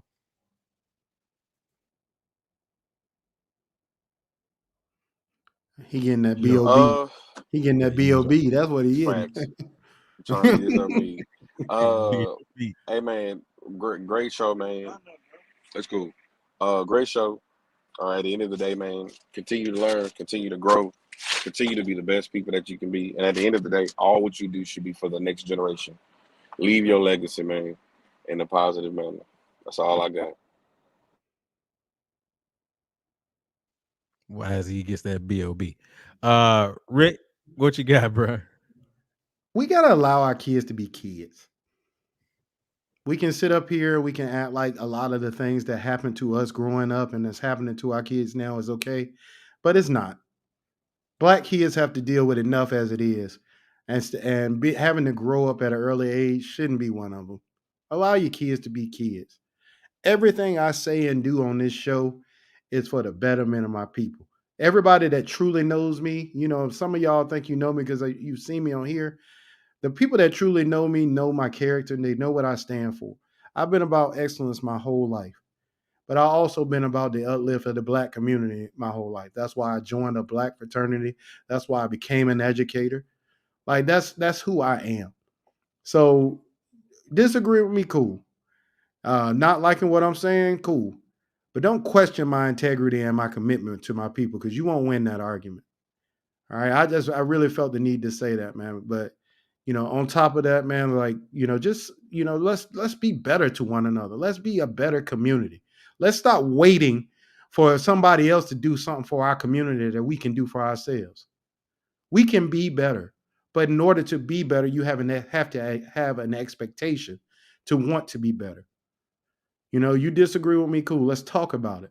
But at the end of the day, we are in this together. We are Black, and we want to see our community move forward.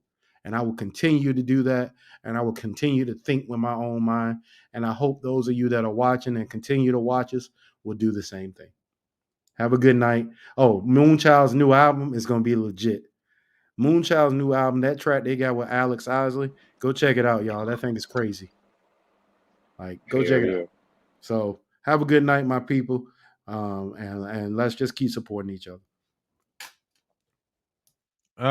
What I'm gonna say is I definitely agree with Rick 100%. Just remember, man, we don't all exist in the echo chamber. We don't always agree and move in the same direction. We all have different thoughts. We all have different things that we appreciate, man. But that doesn't mean that we have to down one another, belittle one another just because we don't agree. All right. And especially if you really don't know a person's background, like search this man, search Quan, search me. We have credentials to be able to say, or at least speak our piece on a lot of things, So let's not do that, and Robin knows me and Rick personally. And Robin is like the queen of the band podcast. She be at Crucial Conflict. She be everywhere, man. So if you don't know, just ask Robin. She will tell you. Or if you don't know, just look up Norfolk State Dizzy Acts. Right. Look up Norfolk State Dizzy Acts anytime between 2000 and 02. Absolutely. And if you want to, our work will speak for ourselves. That's it. I mean, we just gonna keep it 100. But no, I do appreciate everybody who did come through, man. I saw a lot of different people in here. If you didn't get a chance to get in, my bad. We were trying to get everybody through. If you got a lot to say and you had a lot to say on all of those different places, man, hey, you had your opportunity to talk as much as you needed to and come in here and have the conversation. And if you chose not to do that, then just don't say nothing, man. Because and look, Julian, not only that, we were willing to have a civilized conversation, y'all. This ain't gonna be no, I know like a lot of groups like to do the talks trash and stuff. That ain't us. We grown. All right. We want to actually have conversations that are gonna move our community forward, not just to give people some talking points on Facebook. But y'all come on Monday. Thank you, Mama Luke. I love you. Y'all come check us out. Come check me out on Monday, y'all. Wish me a happy birthday, man. I'm turning 39 on Monday, so I'm getting up there. All right, so come wish your player a happy birthday. I'm a little young fella. We still young. Dang, I've known you since you was 20. But no, man. Once again, man, I appreciate everybody for coming through, holding us down. Check us out. Come through next week, every Wednesday, 7:15. Also, man, please make sure that you go ahead and hit that like button, man. It doesn't make any sense. I see 34 people in here, and I only got 3 likes, man. That's not what's up. See, that goes back to supporting the community. It ain't nothing to hit a like button. It's absolutely free. Y'all go to Mass Band for free, but then you can't hit a like button for free. And that don't take much. All right. See, now I said Mass Band, somebody about to get hot. Oh, you can't talk about the Mass Band for being for free. No, it ain't the same. You can't talk about Mass Band and you can't talk about Band God. You can call everybody else in the world terrible, but those two things, stay away from it. Stay away, completely away. Click a like button. It's free, man. And it is supporting our people. Come on, man. Click a like button. Go ahead and go over there to subscribe. Also, I want to say this right now. I know Crucial Conflict hit me up and he said they said that they were going to actually talk about the Mass Band topic as well on their show. So I'm going to try to slide through tomorrow on Crucial Conflict show as well to just kind of be there as a representative for the show. I don't know if Rick and Quan can make it, but I definitely want to be there as a representative. Also, that's another thing, man. I had never heard of Crucial Conflict before I started doing the show. There are a lot of other shows I had heard about it, but I hadn't heard of Crucial Conflict. You know what I did? As soon as they came in here, as soon as Darrell came over here, I just went over to the channel and hit the subscribe button. I didn't even watch it. I just hit the subscribe button. Why? Because I want to show support for people out here who are trying to do the same thing. Have these conversations, man. Show support for our people. That's it. That's it. All right. So with all that being said, man, I appreciate everybody who's checking us out. Ain't no after party. Absolutely none. So it's tight. Big up to Rob for defending his art. Absolutely. Big up to Rob. Once again, big up to everybody who came through, man. Y'all hold it down. We will see you all next week, 7:15. You already know where we're going to be at. Appreciate y'all. Have a good night. Quan, y'all stay on. Stay on. Go move.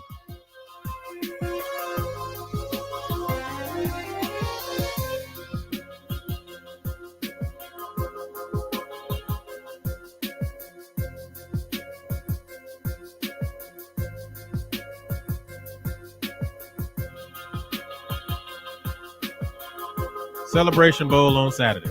I forgot about that. And happy birthday to your daughter. I put that out there.